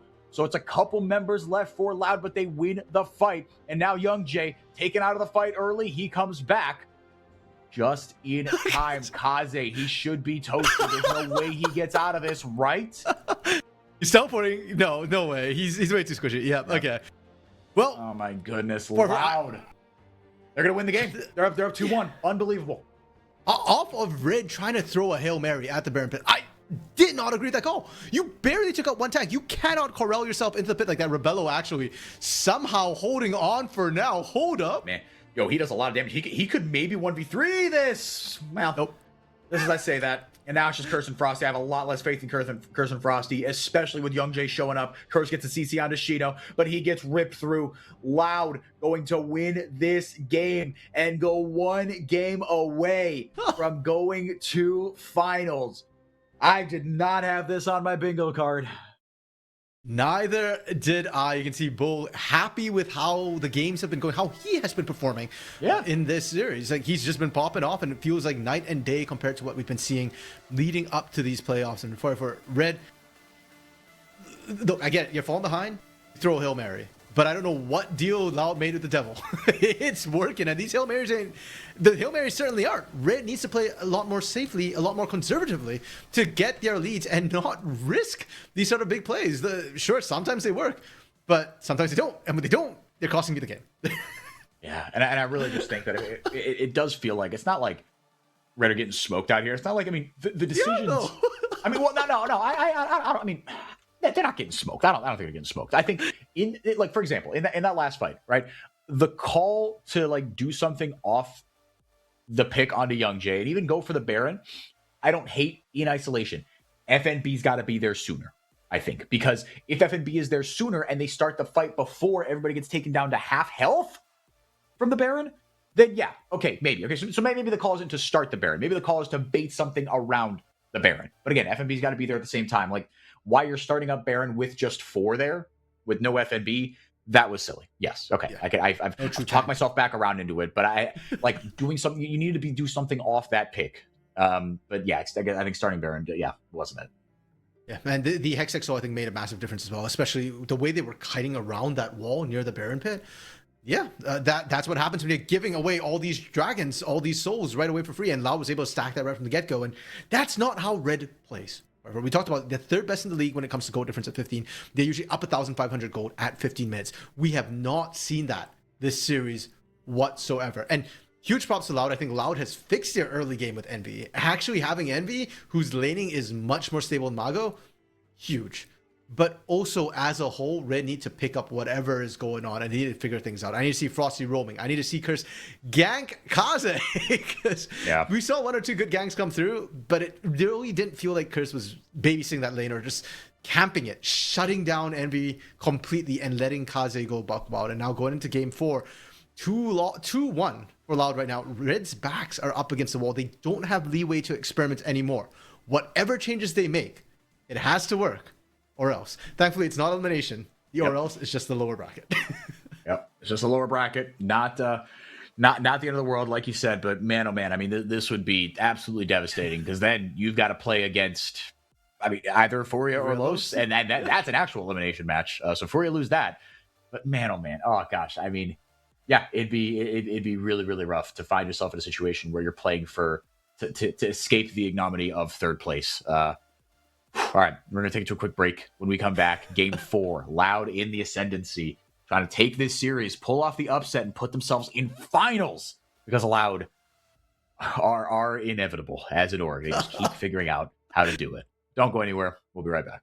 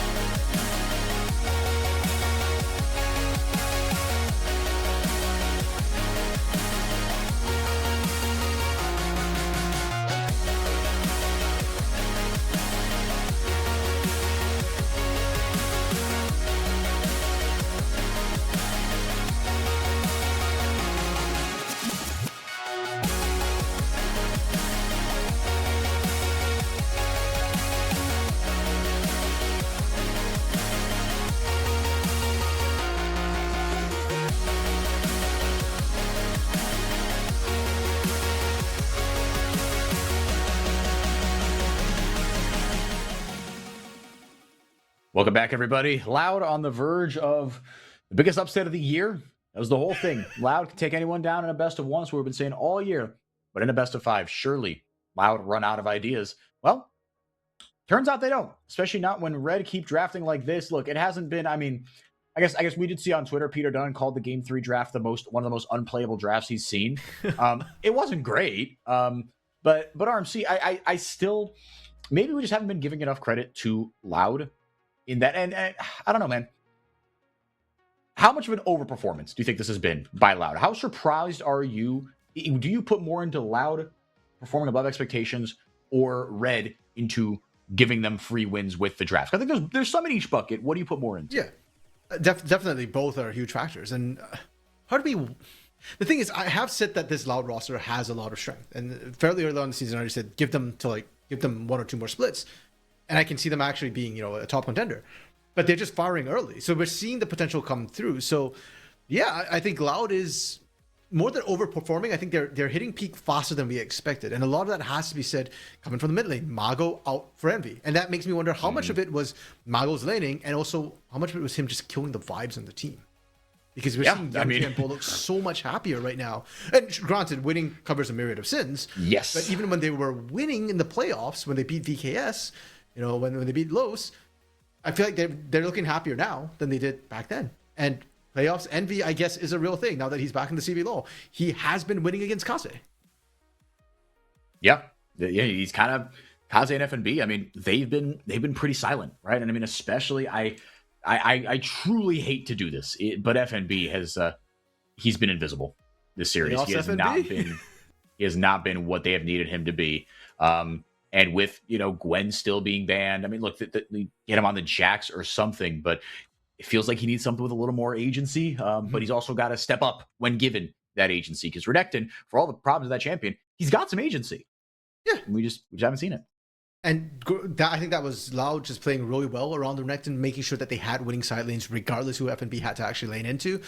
So yeah, really well played from that Loud and how they're doing things. And we can look at the stats from these teams. There's a reason why we're so surprised by it. Because if you just watch the series, you're thinking, okay, Loud's really good. But if you look at their regular season stats or their stats against each other, Red has been top in the charts in a lot of metrics. And Loud's been kind of dead last in a lot of them. Them making it this far into the playoffs was already a minor miracle.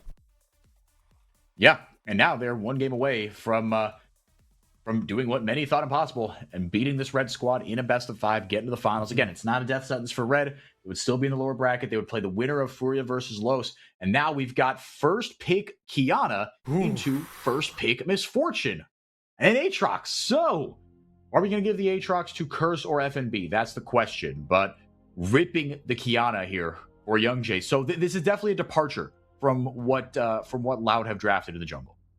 Mm-hmm. And for in the break, I was kind of telling you that FNB stats with tanks just aren't it. Besides Sion, I almost would rather them just pick a carry for FNB and put Curse on the tank. I know it's not meta, but I'm looking at this draft already. And I'm like, well, they need some sort of extra AOE to set up the Aatrox and the Misfortune. Yeah. Why not Sejuani? That's been something Curse has been able to whip out fairly consistently, and he's solid on it. He gets the ganks off, and with the lanes that Red candidates have, any sort of jungle CC, I think, really helps out to be able to get the lanes themselves rolling, which I think has been one of the biggest flaws that Red has had this series thus far. Now, who do they actually pick up? What? You've got a comp that wants AoE CC, and you pick Disengage instead into a Kiana Sivir. I do not understand. I don't know either. Yeah, it feels like you're leaving Rebello out to dry here. You are really kind of giving him the short end of the stick. Will be the Alistar for Redbird. He's solid enough on this champion. Yeah, man, oh man. And take it away. Now Red going to ban away the Jax. I mean, it doesn't really matter. You've picked your top jungle already. But going to take away the Jax from, I suppose, the Poppy into that matchup. Either one of those could go in the jungle or in the top lane. But now it's ban out Kaze time. Okay, I'd actually have loved to see FNB pick the Kennen, send the Aatrox in the jungle and Poppy support. I think that potentially could have worked. We're looking at supports that can still set up at this point. Bard can set up, not necessarily ideal for it. You've got Nico as an option. I know Rel's fallen out of meta, but she's another champion that you could still use to set up for Misfortune. And again, I'm praying that Poppy isn't the support because, like you said, that you're not putting Misfortune in a good position when you're picking Poppy as a support, at least not for the 2v2 laning sort of position. Gwen, okay, so jungle. There we go. Is it jungle Gwen? She just got buffed, or she got nerfed in the top lane and buffed in the jungle. So I would like to see FNB on that champion go jungle Aatrox, personally. But I suppose you're kind of it's 6 in one, half dozen in the other, and still no CC. Yeah, that's like they are really screwing Rebello here. I know you joked earlier today that maybe we're picking weird things for Rebello so that Frosty can get 80 carry, but low key this draft is looking like it. Where's the setup? And now you're looking for a mid lane pick for Kaze. Like, what mid laner is gonna set you up? Galio? If you're doing that, you're trolling Kaze at that point. Yeah, I mean, I like, yeah, you're trolling Kaze, but other than that, I wouldn't hate something like a Galio because you need more setup, and you've got damage, right? Misfortune, for all her faults, she does do damage, and now we've got a Kali in the top lane. Here we go. Yeah, it's good into both the Gwen and the Aatrox, so regardless of whichever one shows up in the top lane, Akali's going to be good into it. Your best bet at that point is to Poppy in the top lane, but you've already, like, Aatrox is not going support, so unless you go Aatrox mid. Victor being hovered for Kaze, I mean, that would be good AoE that she's killing. It's the Echo! When's the last time we saw an Echo? Rose, our producer, if you could please check that for us, because that's catching me off guard. I just cast an Echo, but in the jungle and in Collegiate. In Tier 1? That's a bit of a surprise. It's good into Syndra. It's a hard counter, an old counter, but a tested one and one that still works into Syndra. But this composition for red, it's every man for himself. Dude, this is wild, man. This is gonna be fun. If red lose this, like, if red lose this, some questions have to be asked about the drafting. I think some questions have to be asked about the drafting regardless.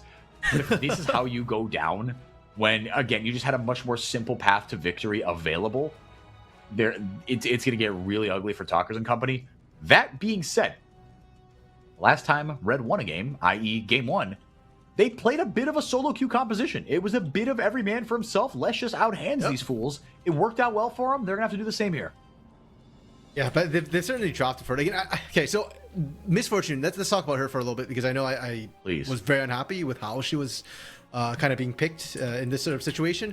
But one thing we have to remember about Misfortune is she's also a very strong laner in and of herself. Mm-hmm. I think that's a chat comment, bro. What's Red Coach doing? I'm first time watching. Do you all this terrible drafting? Yeah, fair. We're asking that ourselves. Yeah, and you know what, Sokol? You're getting to enjoy the full CBLOL experience, the old school CBLOL experience. Do we know what's going on? No. But we are sure as hell about to find out. So, okay, I'm trying to check when the last time we saw an Echo was.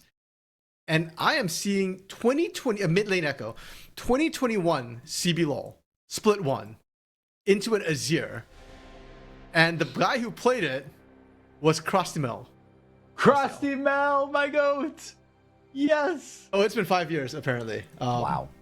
Yes, and thank you, Brent, for helping provide that information. So it's been a long, hot minute for this one. And right from the get-go, we're already seeing FNB Shino trading aggressively. Yeah, this one's just going to be a red venting session.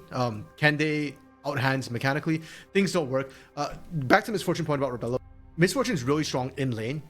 She can bully out Sivir. And I suspect that's what we're going to see. Poppy as well is also a very strong laner. There is very little synergy between Poppy and Misfortune. Maybe you get a wall stun off to try and set things up. But they should be able to just brute force strong arm the spot lane.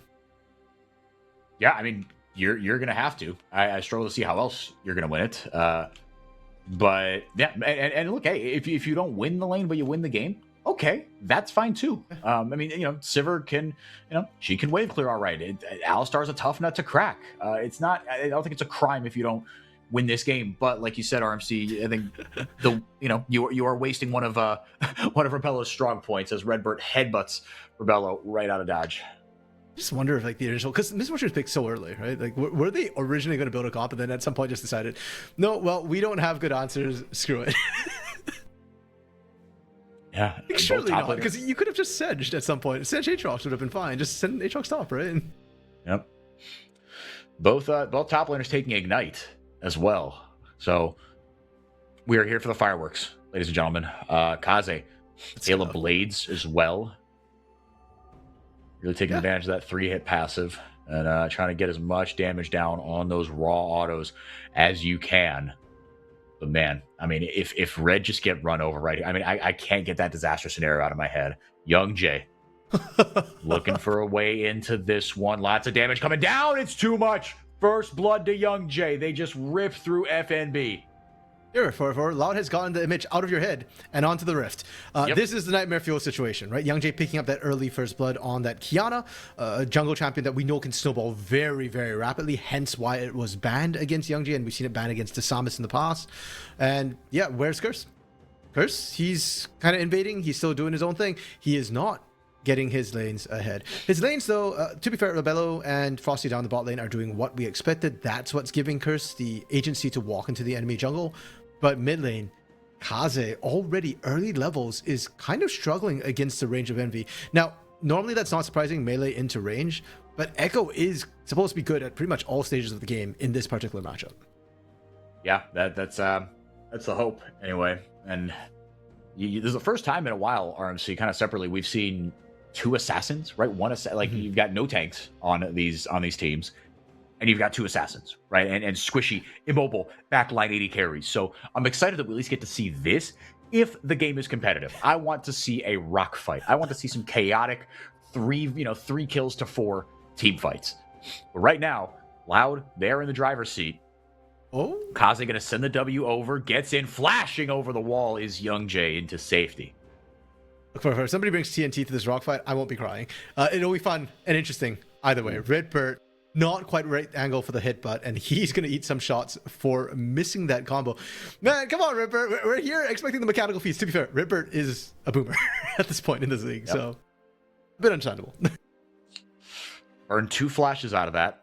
Not for nothing. Burning a flash on Rebello. It's a big deal. Barrier down as well. Now, do Curse and company try to do what Shino do to Shino what Young Jay did to FNB? Nope. FNB just going to proxy out this wave. He's got Curse in tow as a backup. Yeah, Shino was way too all right. Well, yeah, it's not happening. FNB needs to hit level 6 before he can do that. And they nerfed Needlework. And he's also FNB's not even die. halfway there. Oh, yeah, he is. FNB's going to die. Got to get onto the tower. Come on. Get the execute. Yep. That is massive. Holy, thank goodness. It's still rough, though. He doesn't have teleport. Shino's going to be able to pick up that wave and potentially shove in the Nyx as well.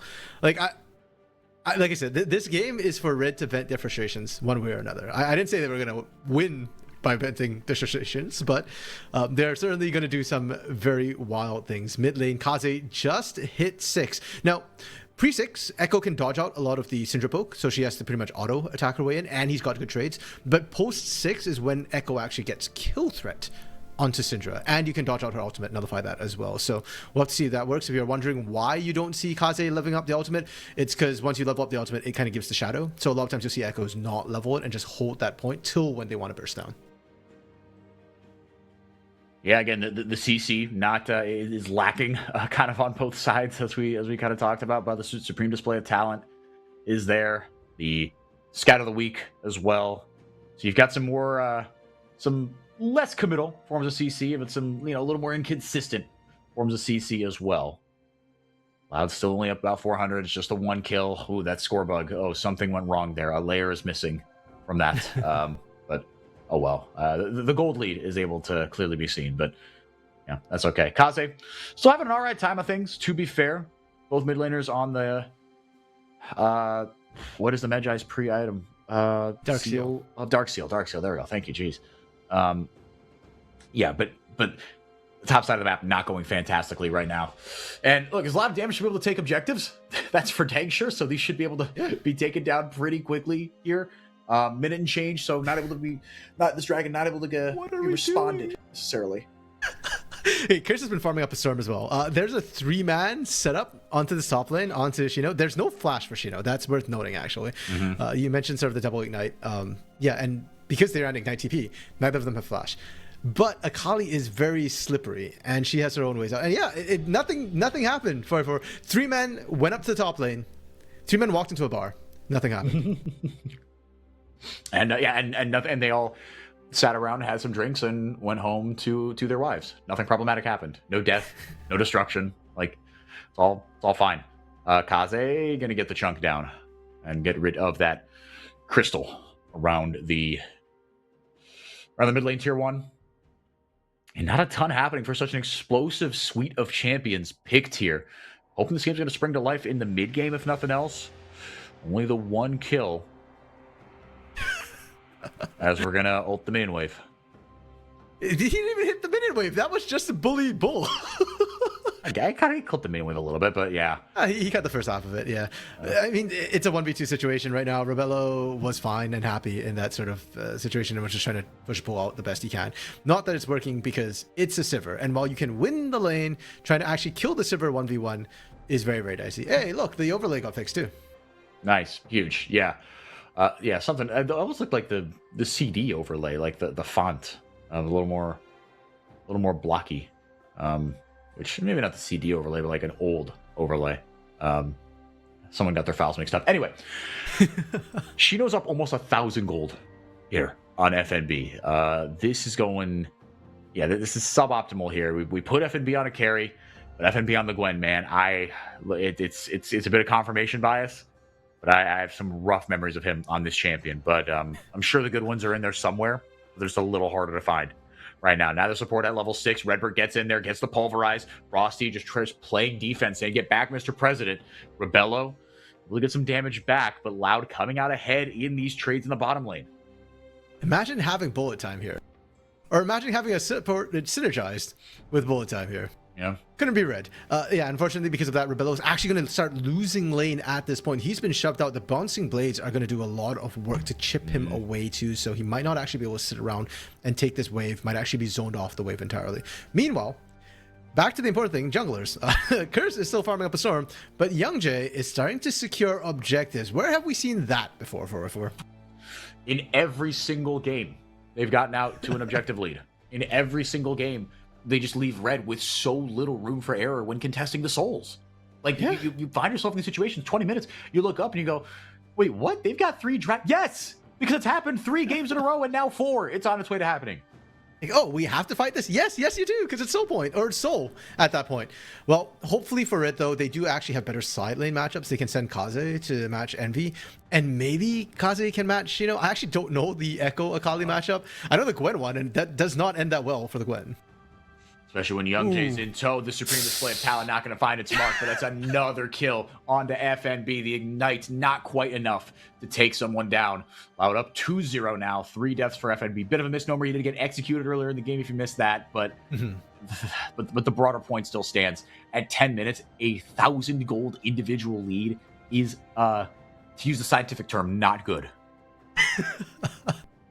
It's a beating, it's a bashing, it's all sorts of horrific things. But yeah, and I actually hope they do the replay for Young Jay and Chino's gank in a cinematic form. It looked very pretty, the way they're crisscrossing and with just the amount of dashes they have. And that's kind of the problem for Gwen. When there's that much mobility, she actually struggles into that. Akali alone was bad enough, but with the burst that Young Jay brings to the table, they're just melting them. Kaze didn't even have to pop the out, actually just shielded through most of that damage. Gonna feel very, very comfortable with it. Envy though. This is supposed to be a favorable matchup for Echo, especially post 6. It's not been the case. Envy is still kind of just bullying him out. I think he's just weaving autos in, and that's landing. You can't dodge autos as an Echo, unfortunately, as any sort of melee or any sort of champion. So Envy feeling really comfortable, not under pressure. Bull starting to, or not starting to, he's a ways away from outscaling Rebello. But this lane has kind of hit the equilibrium point where he can just sit under turret and farm very, very comfortably. And this top side that we're going back up to. This is not your top lane island wet noodle fight. This is actual kill threat. It owns almost any given time. Anytime I see Young Jay, just sniffing around the top lane, I get scared for FNB. Yeah, you're telling me, man. No, because I mean, the worse this gets, I mean, look, Gwen always has a comeback mechanic in her. Gwen always can be a ticking time bomb. You get in the right place at the right time, and it can go sideways for you. But with every kill that gets onto FNB, odds are that's going right onto Shido, and he can 100-0 anybody on this team right now. Yeah, even if Curse, who's I think the one who's kind of doing well for himself in the matchup, Aatrox got countered by Akali in the past because of mobility. Again, you can't land the sweet spot when she's dashing around everywhere. So she might struggle to kill you, but I don't even think that's an issue because Shino's going to be so far accelerated that he should be able to burst through a non-full tank build Aatrox. Yeah, just a lot of issues with Red. And we said if you're drafting this composition, it's because you want to throw hands. You want to just show that you're mechanically better. I think they've kind of forgotten the way Loud got here, which was they got here by not throwing hands and by playing late macro. This series, they've been throwing hands, but they can always go back to comfort style for them. Yeah. And what's worse is like in the times that they have thrown hands, it hasn't gone well for them. It's actually gone horribly for them. The 1v1s, and I mean, oh god, Kaze. Yeah, the unleashed power won't be enough to get the shield back from his W. Now Loud, again, gonna start up a dragon. What do Red have to say about it? Anything different than before? Redbird pops the Unbreakable Will. I mean, they're saying hi. They didn't say that last game. Yeah. The game before. Oh, wow. Curse. And Curse is just going to dash over. He's got the Umbral Dash to get back. Should he want to bail out of this? Rebello, he's got to be careful. Yeah, Curse just bailing out of this. I mean, this is frustrating if you're a Red fan. I mean, this is just the same old song and dance. I'm just waiting for them to show me Frosty's face. There he is. Yeah, because Frosty happy. was the one who was very annoyed when his team started trolling when they lost in the regular season against Loud. And again, he's... Oh my god, like he's Rebello probably blew gonna his be very bullet happy. time. Oh, Rebello used and canceled his bullet time. oh my goodness. Oh, yikes. Well, that happened as well. Jeez. Solo bolo, by the way. Hextech Gunblade. It's back in the game, folks. And it's busted. It was busted on Akali. It continues to be busted on Akali. Rebello burns. The other thing too is, okay, I didn't even notice that. It didn't matter, but both time getting blown like that. Kaze also blew his ultimate just playing cute in the mid lane earlier, which is why there was even a risk of Envy killing him. Redbird. Now Red trying to get some sort of collapse down. Redbird does not have the ultimate. So that is some very lean meat. You got the kill onto Rebello. Top lane tower goes down. So you got something off the back of it. I mean, this feels like a disaster, but somehow the lead's only 1,500 here, trying to get onto Young Jay. Curse almost gets the pullback, forces the flash out of Young Jay. Carnival was last week, wasn't it? 4-4? Why are we having a carnival of errors this series, or this game in specific? Young Jay. Oh my goodness. Because 4-4, please. No, because Carnival never ends, man. Okay, yep, no, that's fair, that's true. Young Jay, man, are they gonna replay that? Because Young Jay, supreme display of talent, the wall. I think he should have dashed over the wall and then use his ult. Instead, he just like sends off fireworks while Redbird's dying. Yes, they're gonna replay. Oh no, that's the topside replay. But this is for comms, this replay, more than anything else. And I don't know why Young Jay was so excited. Shino's just like, chill. And we're just like, yeah, this is what I do, man. I don't know if you haven't been watching. This is what I do. 2-0-1. And a solo situation. Yeah, FNB, I don't think he can even afford to lane into this anymore. No. If he steps up here, he's going to die. Yeah, he's just waiting in the brush. He has no idea he's standing on a word, but the broader point still stands. There's just no way he can do anything into this Akali. He's just got to stay under tower and farm and just be at the mercy of whatever Shino's going to do movement-wise on the map. For now, though, things are a little bit more quiet. Top lane will continue to be really tough. It is an extended lane. First Brick did go down up top. So Shino has to be careful about how far he extends when he doesn't have full vision. They are getting some really good ward coverage down, though, from Lao to try and isolate this lane as much as possible. But the other lanes have kind of quieted down. It looks like Envy doesn't really want to deal with this, and Frosty Rebello is still doing Frosty Rebello things. Sky of the Week not going to land. Envy going forward, and 100-0 Frosty. He's down. Good night. No counterplay. Press R. Nope. Press R. You lose a third of your HP. You are Frosty just on the... I don't know if he just finished with the Lock of Baron Solari, but either way, it went unpressed. Oh, and another Z ultimate from Rebello there. To be fair, that one had a reason. Shino was about to kill him. Yeah, no, he was good, but it feels bad that you've pressed R twice and gotten nothing out of it. 100%. If the bullet time was anything, if this was the Matrix, it would have been a trilogy. Let's put it that way, with the bullet times the way they are raining down. Curse is still, by the way, desperately trying to find an angle. Props to Curse. We're kind of talking about everything because it feels like a bit of a joke the way a lot of the laning has gone. But Curse has been actively trying to find angles and plays. But you're an Aatrox, and this is why I don't like Aatrox jungle. You need setup. There is no setup. So Curse is now 0-0-1 and struggling to try and find some sort of traction in the game. Completed items are starting to come in. Yeah, I mean, like, yeah, I mean, you've got no setup, right? You're relying on Kaze to hit a big W, right? You're relying on Frosty to stun someone into a wall, and that's it. That cannot be it. I don't know if we're gonna get to see it. It's to the point for we're running out of things to say because nothing's like it's just on repeat. So this is where I guess we start the Gringos Silverados podcast early, right? Yeah. The most Brazilian things. Yeah. Oh, Kaze? What does this mean what does this mean for FNB's legacy?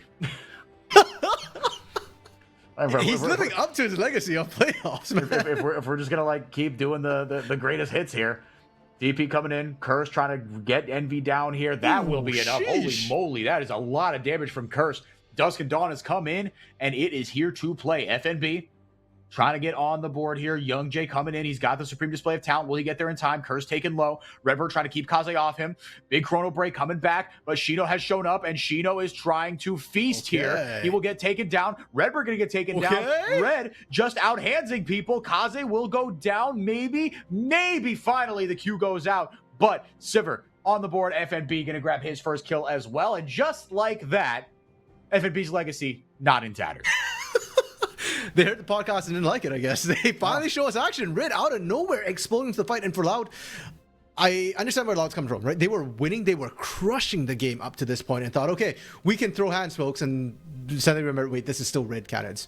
When in terms of throwing hands, the only team that's matched them, at least this split, has been Los Grandes. And just like that, the first Drake in 3 games for Loud coming through. I believe the last one they got was back in game 1. Envy trying to steal that Frosty buy in space, buy in time. FNB Rebello will be able to get out safeties. Young Jay on the chase. I don't think they can find anything more. No, I mean, and he doesn't have ultimate either, right? Curse, you still got to be careful, though. I mean, you don't know who's behind Young Jay and Redbird, and Envy doesn't have ultimate, but he can still do a ton of damage. Scatter the Weak won't land. As Young Jay, I can do anything with that wave. Yeah, man, oh man. I mean, so yeah, they look. Red got themselves a dragon, and they got themselves a lifeline back into this one. I mean, 5 minutes ago, all of that would have seemed impossible. I was in full doomer mode. I was ready to just never believe in this team again because why can you, man? I mean, they had shown nothing up until this point. Since the end of game 1, it had just been Red just limp, just absolutely. No, my goodness, Kaze. All right, we got Kaze on an assassin. It's not what we thought we were going to get. Envy bails Young Jay out with the huge scout of the week. But Kaze says, okay, maybe I'll just get you then instead. Dive down on the bottom side. Redbird taken low. Tower going to take him down. Now Loud getting a little sloppy as Shino. He could kill FNB if his spells come back up. Again, no CC, ladies and gentlemen. If Frosty can't get in range and stun him against the wall, there is nothing to be done. There's technically a keeper's verdict, but yes, you're right. There's no real CC to be able to lock him down whatsoever. And Red, okay, if we're looking at saying, yeah, we weren't sure how to come back in. Kaze putting this game on his back a little bit. That top side pick doesn't net a kill, but it took 2 people out the fight. And bot side, like you said, now it's getting a little bit sloppy. I think they're not used to being in a position where they were in such a commanding lead. They've now completely thrown it and I think gone back to their comfort zone of dead even or falling behind a little bit. So we'll see if Loud now tightens up their gameplay now that they're in comfort zone. But keep your eyes on Kaze because it's really unfortunate that he died, or the Dark Seal would have been a bit more stacking, and I think we would have maybe seen a bit of a Medjai's rush. But even without the Medjai's, even without the stacks, he's actually a huge threat still, and I could see him just popping Ripper with or without Unbreakable. Yeah, no, he now, with the Dusk and Dawn coming in, the Hextech Alternator, the Shadow Flame has now been completed. This is a lot of damage. And a 2,000 gold lead over his opposite number. Envy's been having a solid game. But Kaze has found just kill after kill. And I mean, and the shutdowns, to be fair, I think are a big part of why he has such an inflated lead. But hey, gold is gold. Yeah, and honestly, with the way he kind of bodied that bot side fight, I think he could be that split push threat. We were talking about a little bit, okay, the matchups, like who's going to answer Shino. Well, it might just be Kaze, because he can absolutely blow up this Akali. If he drops a parallel convergence as well on the Shroud, it eats up the entirety of the Shroud. So, yeah, I think the shield might be enough. Frosty, though, taking a bunch of damage, just trying to clear wards. The game has slowed down a bit. I'm not sure why we're fighting over that ward, though. Dragon's not coming up for 2 minutes. Because you are in Brazil. All you do is fight. Scout of the Week goes out. Redbird has to pop the Unbreakable. No ultimates used on the side of Loud, so they're coming out ahead 1-0 in that respect. Yeah, fighting over the vision and nothing else. You know what I live for so bad? This is what got us into Brazil back in, was it 2021 when franchising started? Yep, exactly. And we started covering it in English here.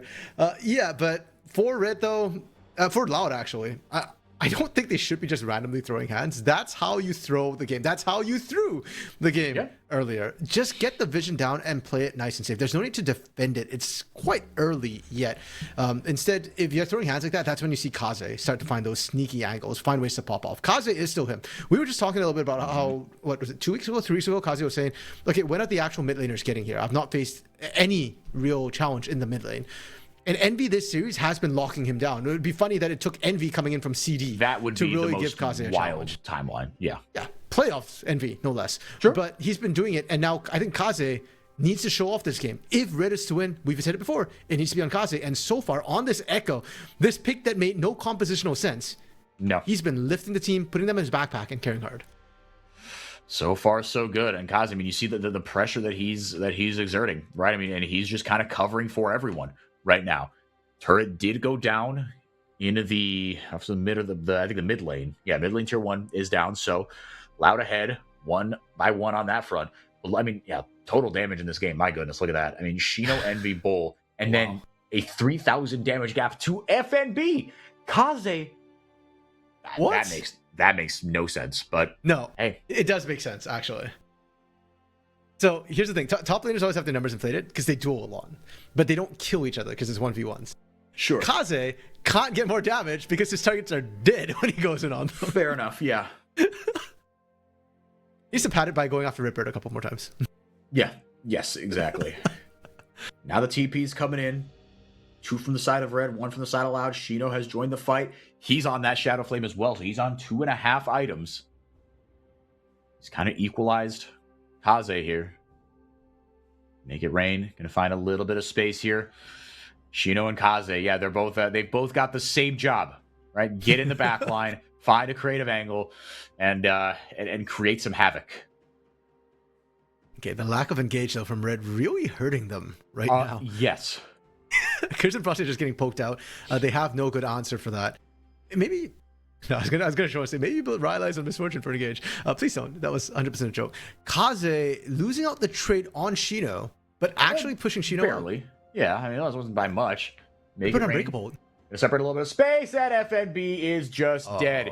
They supreme display of talent. Hold on. Not just yet. He'll take Young Jay down with him. Jungler is down. That's the go button for Red. Envy in trouble, has to flash away. World Ender popped by Curse. Shino still waiting in the brush. Can get onto someone if he finds them. Location revealed there by the Shuriken Strike. Kaze gonna pop the Chrono Break. Very nicely done. Exhaust comes down onto him. Redbird trying to get onto him and keep him locked down, but he pops him. Pops him immediately. Unbreakable or not, the cow is down. Scatter the Weak finds this mark onto Frosty, but he is thick enough to where it doesn't matter completely. Now Kaze just completely taking over this game as he gets onto Shino. RMC, the how we could never have predicted. But the what? Kaze taking over a game for Red Canids. This is what we asked for, and this is what we're getting. The what of it? Brazil. The how of it? Brazil. The why of it? Brazil. And Loud. Oh my goodness. And they upped the chaos, but they peeled off FNB a little bit too early. I think they thought that was already done. They were trying to give the kill over to Young Jay, and it ends up backfiring horrifically. Young Jay going down meant they were not going to secure that Drake whatsoever. The moment Young Jay was down, it was done. But the fact that it kind of leered Loud into an extended sort of fight where they were strung out and they couldn't reinforce each other, that wasn't a 4v4 after that. It wasn't a 4v5. It was a 2v3 and a 2v3. So Loud just get picked apart, and with that, Red now 2 dragons in their belt, dead even, still in it. And the dragon stacking 4-4. We talked a lot about souls this game, the series, but that's an infernal potential 4 stack for Red in a very high damage, high stakes situation where it's all about burst. Yep, you beat me to it. It's just getting Kaze stronger and stronger. I think he's on his way to a death cap right now. Loud. I mean, the game's dead even. There is no gold advantage.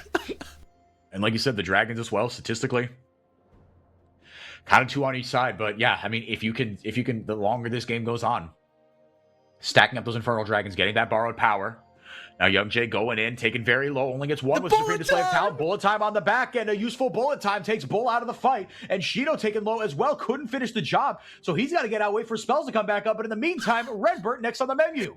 Every expectation we set up is being subverted. No engage? Yes. Doesn't matter. Kaze, No Curse, Frosty, find a way. No cohesion in the composition? It doesn't matter. We have damage. That is the composition. We will kill them. No setup for bullet time? It didn't matter. Rebello gets a beautiful bullet time.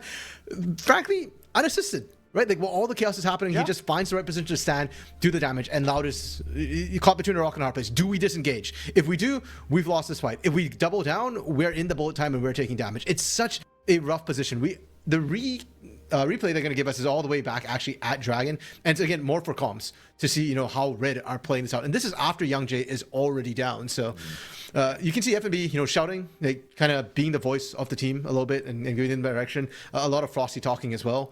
But yeah, I guess when you get FNB and Frosty, when they're finally actually able to get FNB to the fight, get them connecting, that's when we see Red pop in the way we're used to seeing the split. It's a beautiful thing when this Red machine does work, man. It is an absolute joy to watch. But we've seen it. It feels like so long ago, but it's only been one series. To be fair to them, where they took down, who'd they get in the first round? Was it Los? It was VK. Or sorry it was VKS into Los for Loud. Okay. Yeah. But now up against Loud. In a little bit of a dicey situation. Backs against the wall. Loud up 2-1 in this series. One game away from sending Red into the lower bracket. And RMC, it's been quite the showing from all these players. I mean, you see the gargantuan leads kind of on one side or another, right? It's only the bottom lane that is stabilized. But Kaze, man, on this Echo. R5, quote unquote, Echo. The very last pick. To not tie it all together, but to just give Kaze something he wants to cook on. And man, oh man, it was about 10 minutes ago, where 10 or 15 minutes ago, we first saw him blow someone up. We go, hey, yo, hold on. Wait a minute. They might have a way back into this with no true tank. Yeah. And like I said, you can peel through Redbird, even if he doesn't have that ultimate up. But Red Kids do have first vision here onto the Baron. Nothing too deep to cover your angles necessarily, but just fighting, make sure that no one's going to sneak anything right now. I think that is critical when they finally actually decide to fight for an objective. Deep vision, when both of these teams have so many flankers, is going to be key for trying to catch the flanker and eliminate them. Because if you can make a 4v5 situation, or 5v4, pardon me, then you're massively advantaged. The gold leads are kind of fake to a certain extent. Oh, catch. Envy is dead. Wow. Is that the first Caught time this out. series that he's been caught out? Yeah. No, he's had a really clean series otherwise. Yeah, that might be critical. Dragon's coming in 30 seconds. This is not the Hextech map, so Envy won't be able to get to the Dragon in time. The worst Loud can do is probably just to threaten Baron against Red, and Red are probably very comfortable that they can't actually take it, or if they do, we can just send 2 people, and that would probably kill your entire team because they're getting shredded and you have no tank.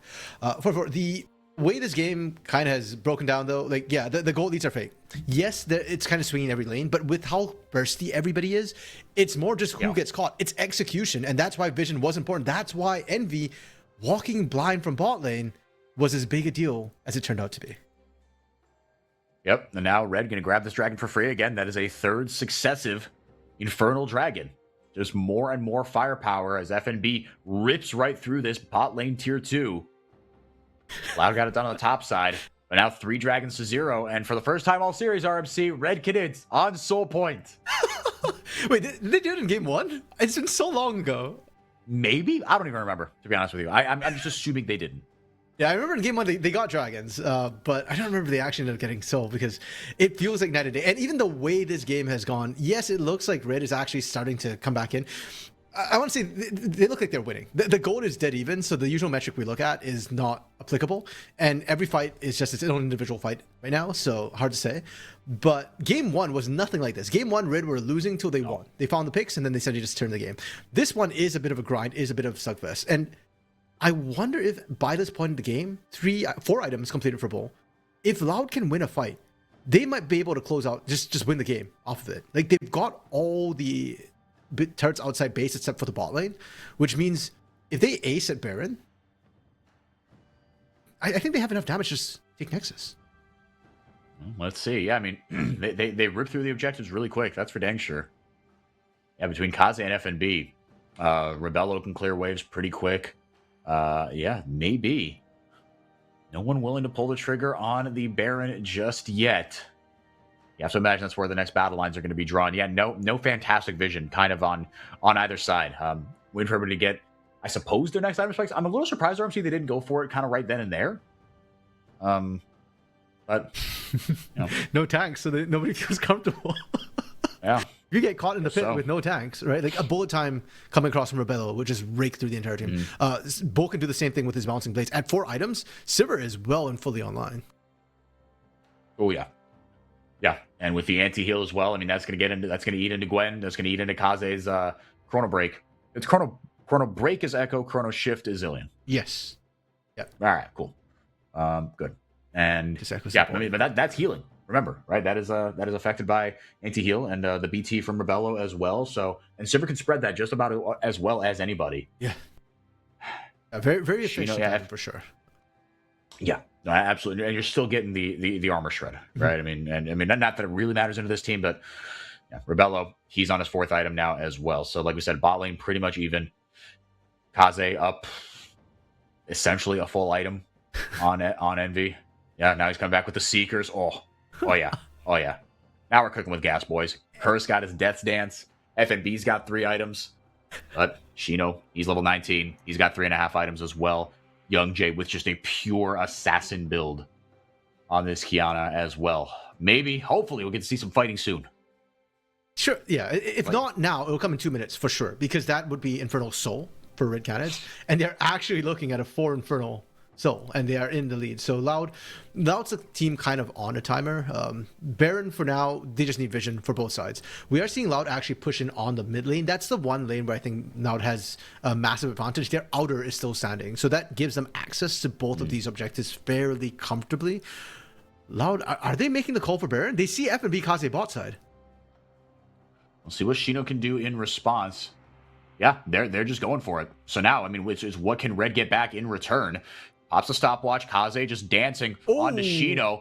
Maybe Shino can get one back here. Kaze's got to be careful. He's able to get the kill there. If the towers was a 1-for-1, and he'll be able to take down the inhibitor should he choose to go for it.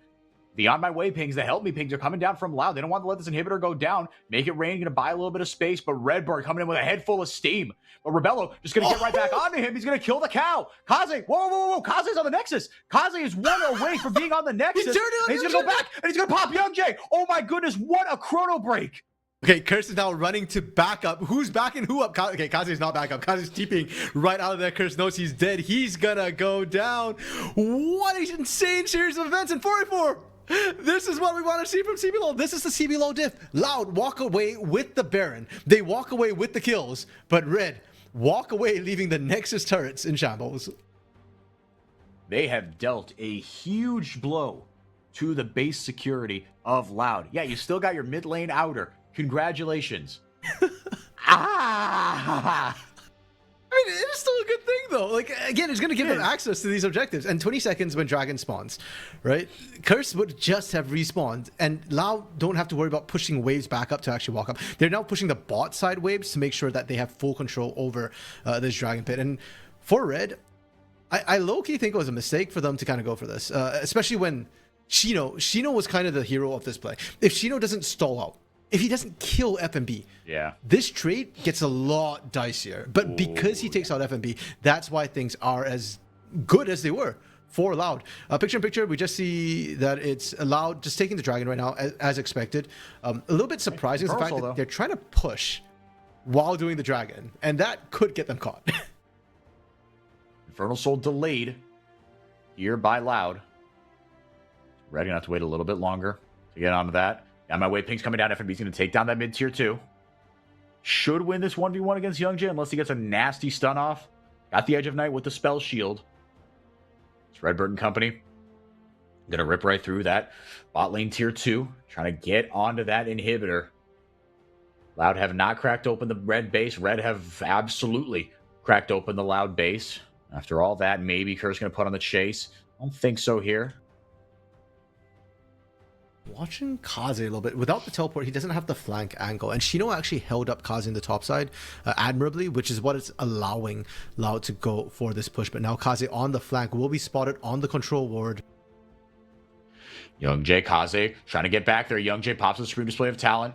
Big Keeper's verdict. Kaze is going to Chrono Shift back. Or break back. Very tiny Chrono Break from Kaze. Mostly, almost looked like it was more for the heal than the actual reposition. Yeah. Loud being able to burn that is critical though, because as much as we are shocked by what Kaze can do, the Chrono Break is a large part of that kit to both get the burst damage on that, but also to get him out of danger when he dives really deep to get that pop. So once that's down, everything kind of just calms right down. Burn buff, I believe, is also expiring. So yeah, we had all our action for now. We've got objectives kind of synced up, and I expect things to slow right on down. I'm saying that in hopes of Casa cursing it into action, but there shouldn't be too much chaos for the next 2 minutes. Yeah, well done. I hope you cast a cursor. But yeah, like you said, I mean, the whole series hangs in the balance right here. I mean, Loud, like we said, 1 game away from going to the finals, just like everyone predicted, of course. But yeah, for the next 2 minutes, I think both these teams are going to be playing very, very safe. It is just, the only reason something's going to happen beforehand is if someone makes a big boo-boo. This push from Loud might be it. They are overextending quite a bit, and they actually don't have vision. No. So the flank is very possible from Red. Okay, no, well played from Loud. They're not going to overextend it. As soon as that happened, they're kind of just peeling off towards the bot side where they know they've got Shino. Meanwhile, Kaze, up on the top side, this is worth noting because right now the answer to Kaze from Loud is Shino. Shino is spotted pushing bot lane, so they know that he can't go cover top side for at least 20 seconds.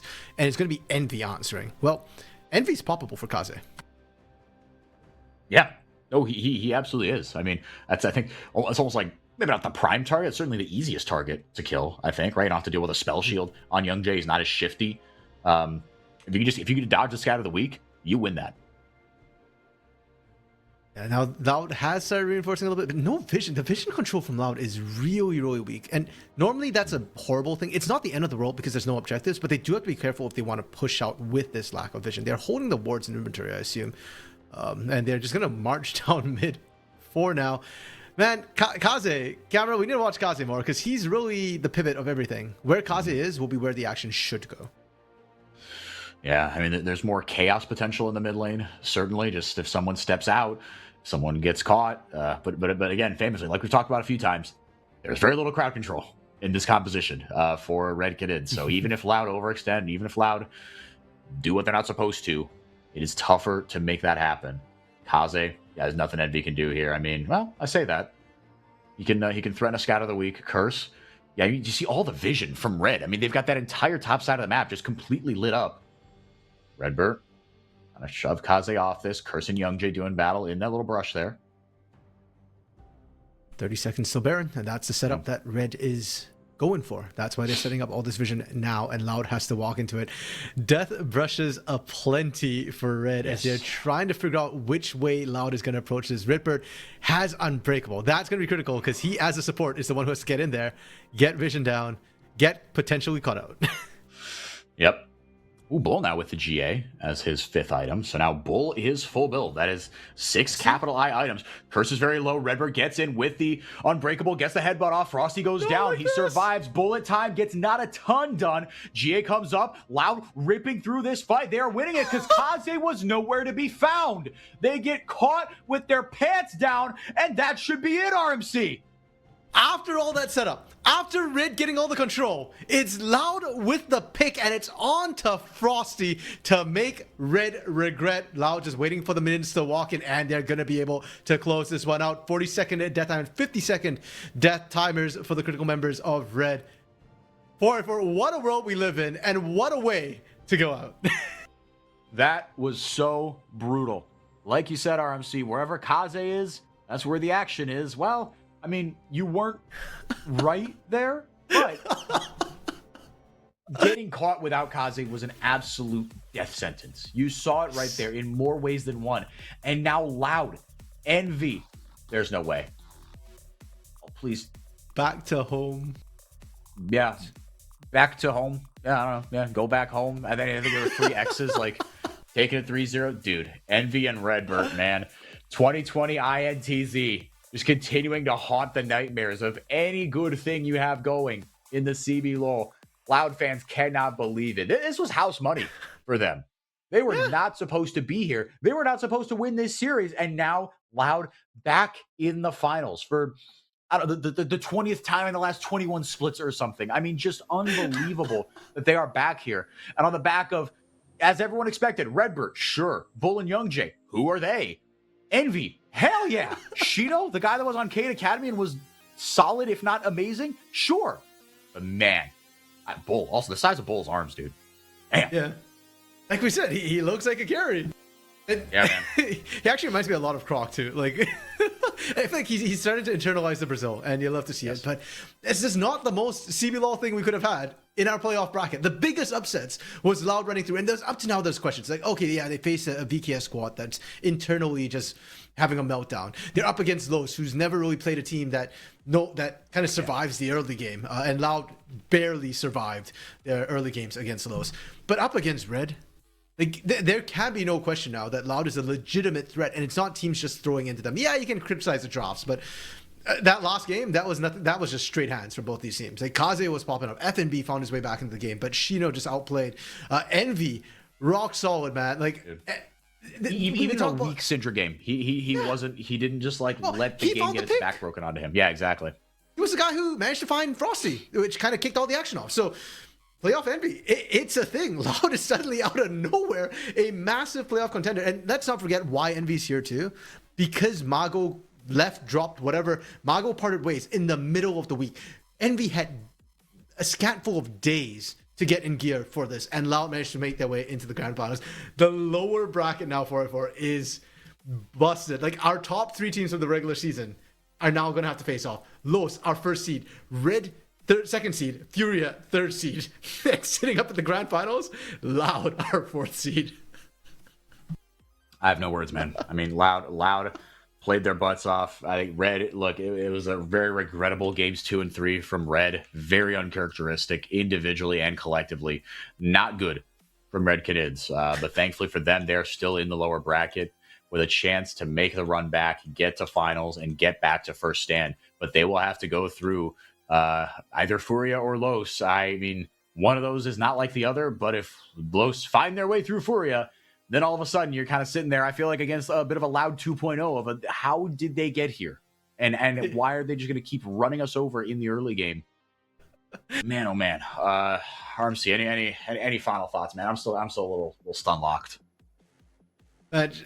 Envy. My mind's just stuck on Envy. Envy was just doing an interview as well on the Portuguese broadcast, and man was tearing up. And awesome. Him and Shino. Yeah, like absolutely. And Shino, MVP for me this series was Shino. Like, he took out FNB. The growth from this guy, amazing. He has had time on Furia before in CBLOL. At the time, as a substitute, he came in, did his job, which is very impressive and admirable for an academy player who's being chucked in that position. But this year, Shino is not just a substitute. He's a starter. He's growing, and he's a star, actual threat. Yeah, yeah. He's a dude, man. He's a top 3. He's a top 3 mid laner or top laner, and he might not be 3. He is he's firmly in that top 3, and on performance, on recency alone, he is looking just incredible. I mean, the consistency from him, right? So we talk about FNB, we talk about Gigo, but Gigo's had his ups and downs, to put it lightly. FNB kind of fell flat this series, not at his best. But Shino, model of consistency, man. You got to give him immense credit for that. 100%. And with that, that's it for today. We still have games tomorrow. The lower bracket insane run starts tomorrow with Los Furia for a match that I think would have excited a lot of people coming off the regular season. If anything, it's even spicier now. And I think that will be taken, is it by Rude and Trajan? Or Rude and... Let me just quickly check here who's on tomorrow. Rude and Orbital will be covering that tomorrow, same time, same place. Yeah, so like RMC just said, same time, same place, right here. Furia versus Los Grandes. Winner goes on to face Red in the lower bracket. Loser goes home and has to wait until Split 2 to try again. The battle for first stand continues, and the battle for that last America's Cup spot. Yeah, no, the winner of that best of 3 or the best of 5 tomorrow will get at minimum America's Cup. So, aside from not getting eliminated, a lot to play for there. So that's going to do it for us. For producer Rose, thank you very much. For RMC, I've been 4x4. That was the CBLOL. And that's going to be it for us. Come back here tomorrow. Same time, same place. We'll see you there.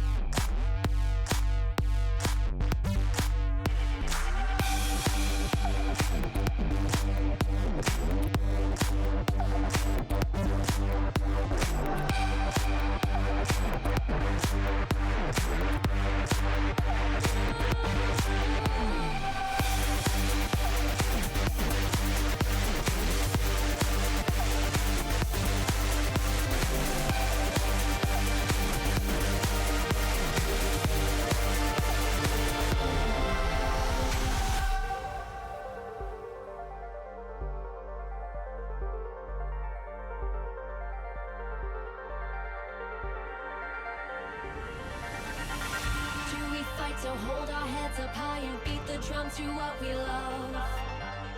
Risk the fall, oh, we have felt it all come crashing down from far above. Stars are rising, countless worlds colliding, only one will take it all.